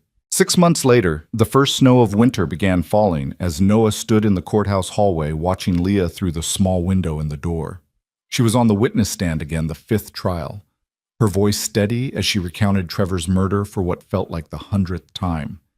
Each telling scraped away another piece of her, but she never wavered, never let them see how much it cost her. Max sat beside Noah on the bench doing homework with Atlas at his feet. They'd become fixtures at the courthouse, a strange little support system that showed up for every testimony. The security guards knew them by name, now always had a dog treat ready for Atlas. "Is she almost done?" Max asked, not looking up from his math worksheet. "Almost, buddy. This is the last one for this week." "Good. She's tired. Atlas knows he's been extra careful with her." Noah looked down at the German Shepherd, who was indeed watching the door with unusual intensity, ready to comfort Leah the moment she emerged. The dog had become even more attuned to her emotional state over the months, often knowing she needed support before she did. The door opened and Leah walked out, her professional mask firmly in place until she saw them.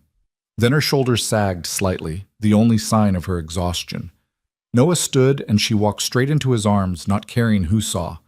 The courthouse staff had gotten used to these moments too, the star witness seeking comfort from the man who'd saved her life. How bad was it? Noah asked quietly. They brought photos this time. Of the warehouse. Of Trevor. Noah held her tighter. The defense attorneys had gotten more aggressive as the trials progressed, trying to break her to find inconsistencies in her testimony.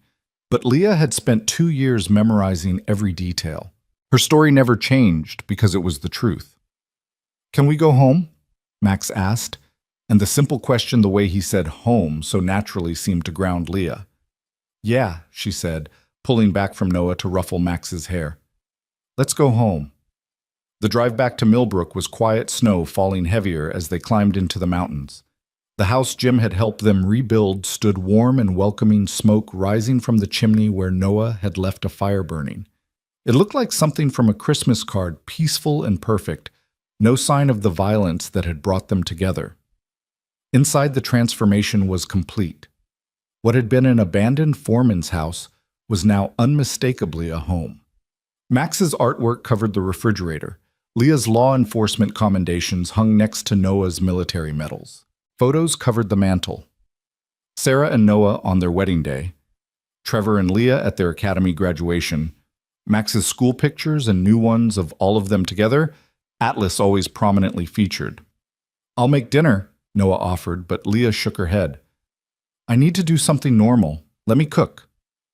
She'd been doing that more lately, needing routine tasks to ground herself after testimonies. Noah understood. After particularly bad days in Afghanistan, he'd needed the same thing, something mundane and life-affirming, to remind him the whole world wasn't violence and loss. While Leah cooked, Noah helped Max with his homework. Atlas sprawled between them like a furry rug. These quiet domestic moments had become precious proof that they'd built something real from the ashes of their trauma. "Dad," Max said suddenly, "Ms. Henderson wants to know if you'll talk to the class about Veterans Day." I don't know, buddy." "Please, Jason's dad is talking about being in the Navy, and Susie's grandpa is talking about Vietnam. I want you to come too." Noah had spent years avoiding talking about his service, but looking at Max's hopeful face, he found himself nodding. "Okay, but I'm not wearing my dress uniform." "Deal." Max grinned, then added more quietly, "Maybe Leah could come too. She's kind of a veteran too, right? A police veteran." "You'd have to ask her." "Ask me what?" Leah called from the kitchen. Max bounded over to explain, and Noah watched Leah's face soften as she listened. She'd been suspended from the force pending the outcome of all the trial's standard procedure, but it ate at her. Being called a police veteran by a 7-year-old clearly meant something. "I'd be honored," she told Max, who whooped and ran to tell Atlas the good news as if the dog would understand. Dinner was quiet, comfortable. They'd developed their own rhythms over the months, Max chattering about school, Noah and Leah sharing looks over his head, Atlas patiently waiting for someone to drop food. It was beautifully ordinary, which made it extraordinary, given where they'd all started. After Max went to bed, Noah found Leah on the porch, despite the cold, watching the snow fall. It had become her thinking spot, the place she went when the weight of everything pressed too hard. 3 more trials, she said as he joined her. 3 more times I have to look at crime scene photos and pretend Trevor's death is just evidence instead of the worst day of my life. You don't have to pretend anything. You just have to tell the truth. The truth. She laughed bitterly. The truth is I'm tired, Noah. Tired of being strong, tired of being the perfect witness, tired of living in the past when all I want is to move forward. Then stop. She looked at him sharply. What? You've testified in 12 trials, 12 convictions. The FBI has everything they need for the remaining cases. Wells's confession. The physical evidence, the paper trail you compiled. They don't need you to keep tearing yourself apart. But nothing. You've done enough, Leah. More than enough. Trevor wouldn't want you destroying yourself for justice that's already been served. She was quiet for a long moment. Agent Chen said something similar yesterday. Said I'd given them everything they needed, that the remaining trials were formalities. So why keep putting yourself through it? Because, she paused, really thinking about it. Because I don't know what else to do. For 2 years, getting justice for Trevor was my whole life. Then surviving the aftermath, testifying, making sure they all paid. Without that, who am I? Noah turned her to face him. You're Leah Morgan. You're the woman who fought corruption when everyone else was too scared. You're the person Max asks for when he has nightmares. You're the one Atlas trusts to understand his moods. You're... He paused, gathering courage. You're the woman I'm falling in love with. The words hung in the snowy air between them. They'd been dancing around it for months, careful not to push too hard or move too fast. But standing there seeing her pain, Noah couldn't hold back anymore. Noah, I know it's complicated. I know we both have ghosts, but Leah, at some point we have to choose whether we're living for the dead or the living. She kissed him, then fierce and desperate, like she was trying to choose life through sheer force of will. When they pulled apart, she was crying. I want to be done, she whispered. I want to stop living in that warehouse watching Trevor die over and over. I want to just be here with you and Max and Atlas. Is that wrong? That's the most right thing you've said in months. They stayed on the porch until the cold drove them inside, then sat by the fire, planning what came next. Leah would tell Chen she was done testifying. She'd apply for a position with the state police, something that would let her stay in law enforcement, but without the weight of Millbrook's history. They'd finish settling into their life together, whatever that ended up looking like. Max wants us to get married, Leah said suddenly. Max wants a lot of things. He also wants a pet dinosaur. No, I mean... She turned to face him fully. He asked me yesterday. Said his mom had been gone long enough that she wouldn't mind if I wanted to be his mom too. Noah's throat tightened. What did you tell him? That being someone's mom was a big responsibility, and I'd have to make sure I was good enough at it first. And he said I was already good at it, I just didn't have the official title yet. Kid's too smart for his own good. Gets it from his dad. Leah took a breath. Noah, I need to tell you something about Trevor and me before he died.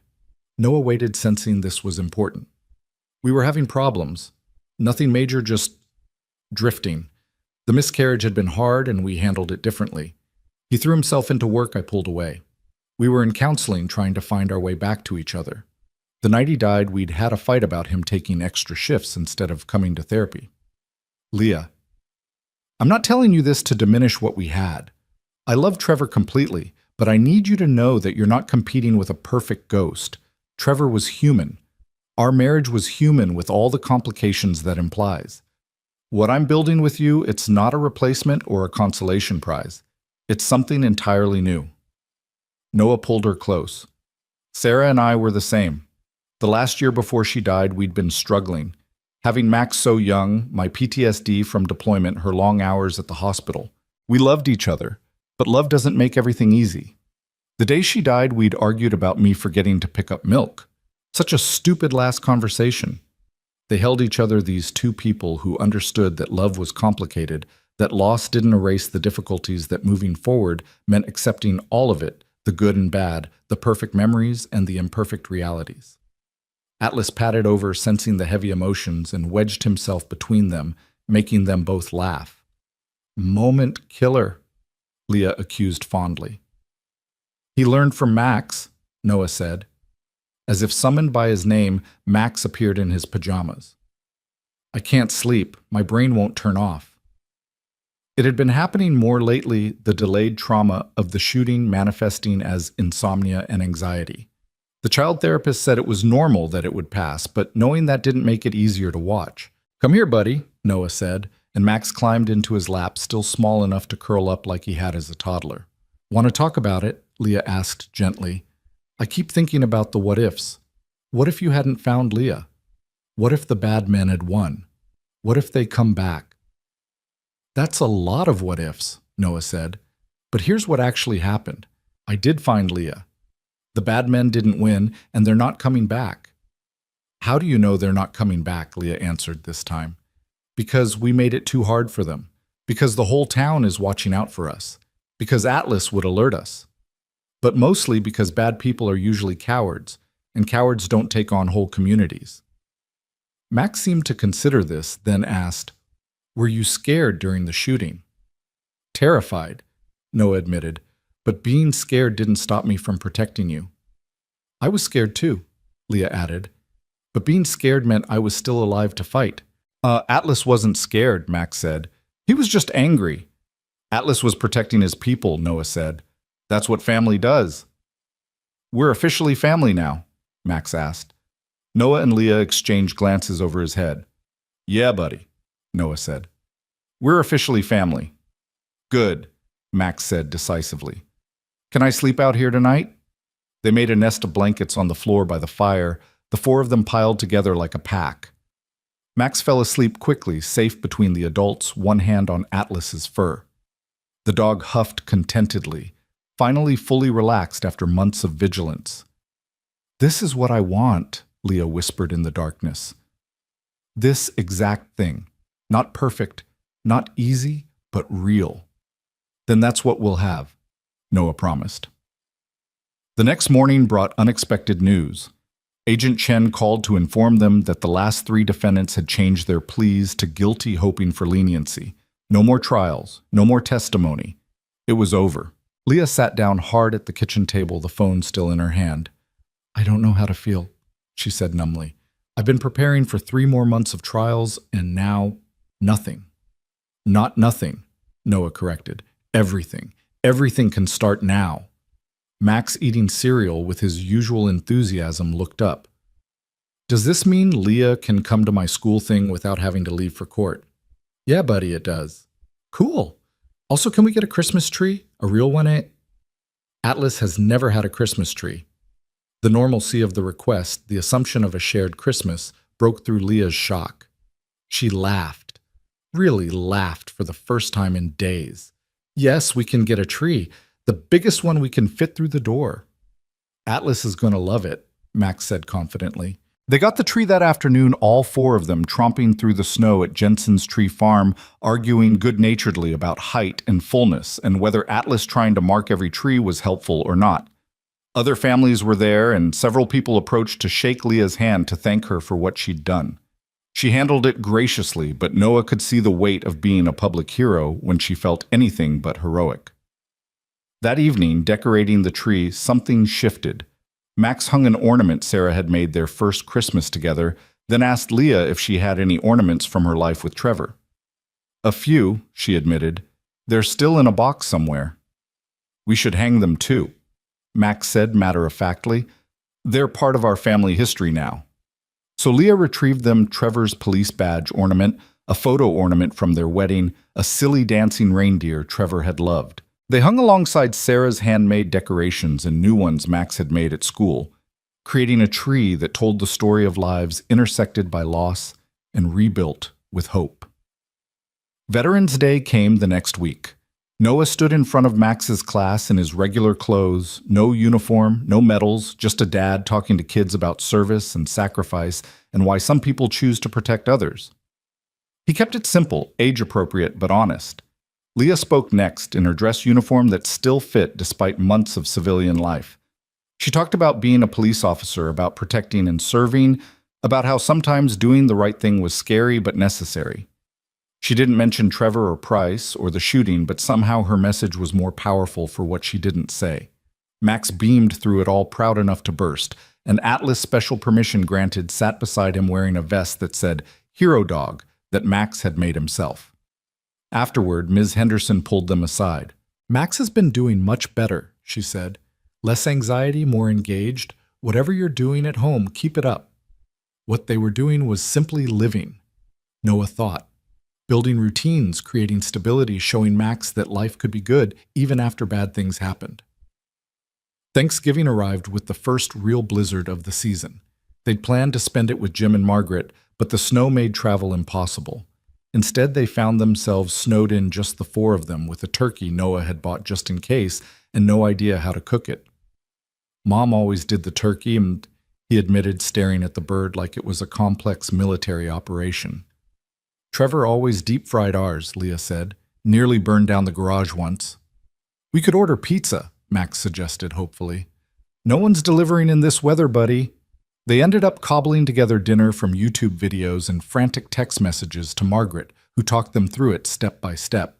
The turkey was dry, the stuffing was soggy, and the cranberry sauce was still can-shaped, but sitting around their table, snow falling outside Atlas, begging shamelessly, it was perfect. What are you thankful for? Max asked the traditional question. You, Noah said simply. This family, second chances.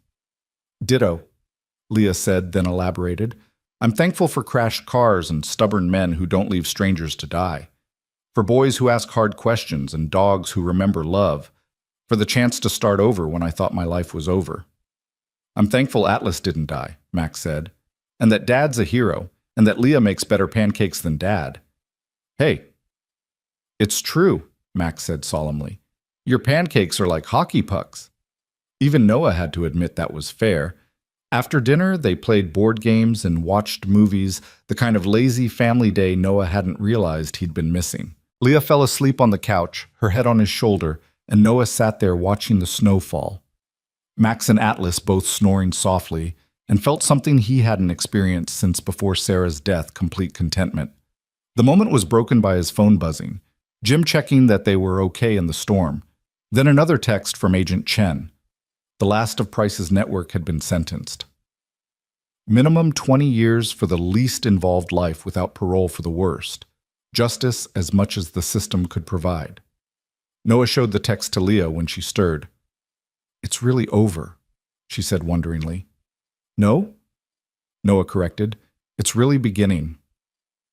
December brought preparations for a different kind of future. Leah was accepted to the State Police Academy for a refresher course before taking a position with their major crimes unit. It would mean 3 months away during the week home on weekends.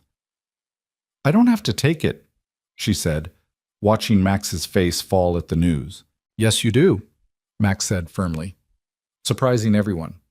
It's your job. You're good at it. We'll be okay. When did you get so mature? Leah asked, hugging him. Tuesdays. Max replied his standard answer that always made them laugh. The night before she left for the academy, Noah found her packing and repacking nervous, in a way she hadn't been even during the trials. What if I can't do it anymore? She asked. What if what happened broke something in me that can't be fixed? Then you come home and we figure out something else. But Leah, you're not broken, you're just healing. There's a difference. How do you know? Because I've been both. Broken after Afghanistan, healing after Sarah. You're healing. She kissed him, then soft and grateful. What would I do without you? Probably the exact same thing, just with less commentary. I love you, she said the first time she'd said it clearly without qualification. I love you too, Noah replied, meaning it completely. Atlas chose that moment to nose between them, tail wagging, and they laughed, including him in their embrace.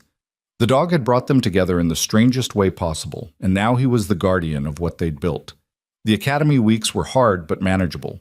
Leah called every night talking to Max about his day, helping with homework over video chat, reading bedtime stories over the phone.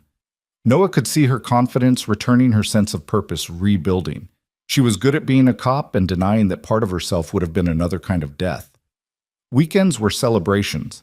Max would wait by the window Friday evenings, Atlas beside him until Leah's car appeared. Then it was a race to see who could reach her first. Usually Atlas won, nearly knocking her over with enthusiasm. During one of these weekends, 2 weeks before Christmas, Max made an announcement. I want to change my name. Noah and Leah exchanged confused glances. What do you mean, buddy? Noah asked. Not my whole name, just I want to add Morgan to it. Max Reed Morgan. Or Morgan Reed, is that okay? Leah's eyes filled with tears. Max, you don't have to. I want to. You're my mom now, right? Not my first mom, but my now mom. So I should have your name too. Noah watched Leah struggle for words, finally just pulling Max into a fierce hug. We'll need to do paperwork, Noah said, his own voice rough. Make it official. Can we do it before Christmas? Max asked hopefully. We can try. They did more than try. Jim knew a judge who expedited family court matters, and a week before Christmas, Max officially became Max Reed Morgan, hyphenated to honor both families that had shaped him. The courtroom ceremony was small, just them, Jim and Margaret, Agent Chen, who'd become a friend, but it felt momentous. Now, we're really family, Max said, admiring his new name on the court document. We were always family, Leah said. This just makes it legal. Christmas Eve brought another surprise. Noah had been planning to propose on New Year's, had the ring hidden in his sock drawer, the speech half planned. But standing in their living room watching Leah help Max hang the last ornament while Atlas supervised, he realized waiting was pointless. They'd already built a life together. Everything else was just paperwork. "Marry me," he said suddenly. Leah nearly dropped the ornament. "What?" "Marry me. Not someday, not when we're ready, not when some arbitrary amount of time has passed. Marry me now, or tomorrow, or next week. But soon." "Dad, you're supposed to get on one knee," Max Stage whispered. Noah dropped to one knee, pulling out the ring he'd impulsively grabbed. "Leah Morgan, you crashed into my life literally and changed everything. You brought light back into our darkness. You gave Max another parent to love. You gave Atlas his purpose back. You gave me a reason to believe in forever again. Will you marry us, all of us?" "Say yes," Max shouted, unable to contain himself. Atlas barked, apparently also voting. Leah was crying and laughing simultaneously. "Yes, of course, yes. But Noah, no buts. We've had enough buts and maybes and what ifs, just yes." "Yes, Thee," she said again, and Max cheered while Atlas ran victory laps around the living room. They were married 2 weeks later in Jim's barn because another blizzard made the church inaccessible. The guest list was whoever could make it through the snow, a handful of townspeople, Agent Chen, some cops from Leah's academy class, 2 of Noah's army buddies who drove through the night to be there. Max was the ring bearer. Atlas was the best dog, and Margaret cried enough for everyone. The ceremony was simple, the vows heartfelt and honest about the broken roads that had brought them together. "You saved my life," Leah said to Noah. "In every way a person can be saved." "You gave mine meaning again," Noah replied. "You and Max and Atlas, you're my squad, my unit, my family." When they kissed, Max covered his eyes dramatically while Atlas howled, making everyone laugh. The reception was in Jim's living room, furniture, pushed-back music playing from someone's phone. Noah watched Leah dance with Max, both of them laughing, as they tried to avoid stepping on Atlas, who insisted on being part of every dance. "Never thought I'd see this," Jim said, appearing beside Noah with 2 beers. "You happy again, that boy with a complete family. Hell, even that dog looks content." "It shouldn't work," Noah said. "Everything about how we came together was wrong." "Maybe," Jim agreed. "Or maybe it was exactly right. Maybe sometimes life has to break us completely before we can rebuild into something better. That's either very wise or very depressing. Both probably, but look at them." He gestured to where Leah was now teaching Max some complicated dance move while Atlas tried to participate. "Tell me that's not worth everything you went through to get here." Noah couldn't argue with that.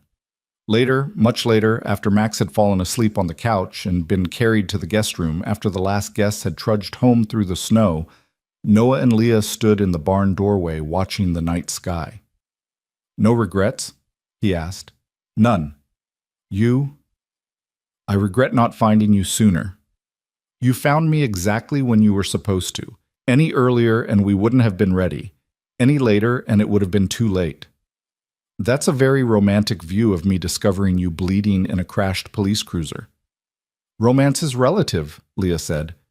"Besides, our story was never going to be conventional." "What do you think Trevor and Sarah would say about us?" Leah considered.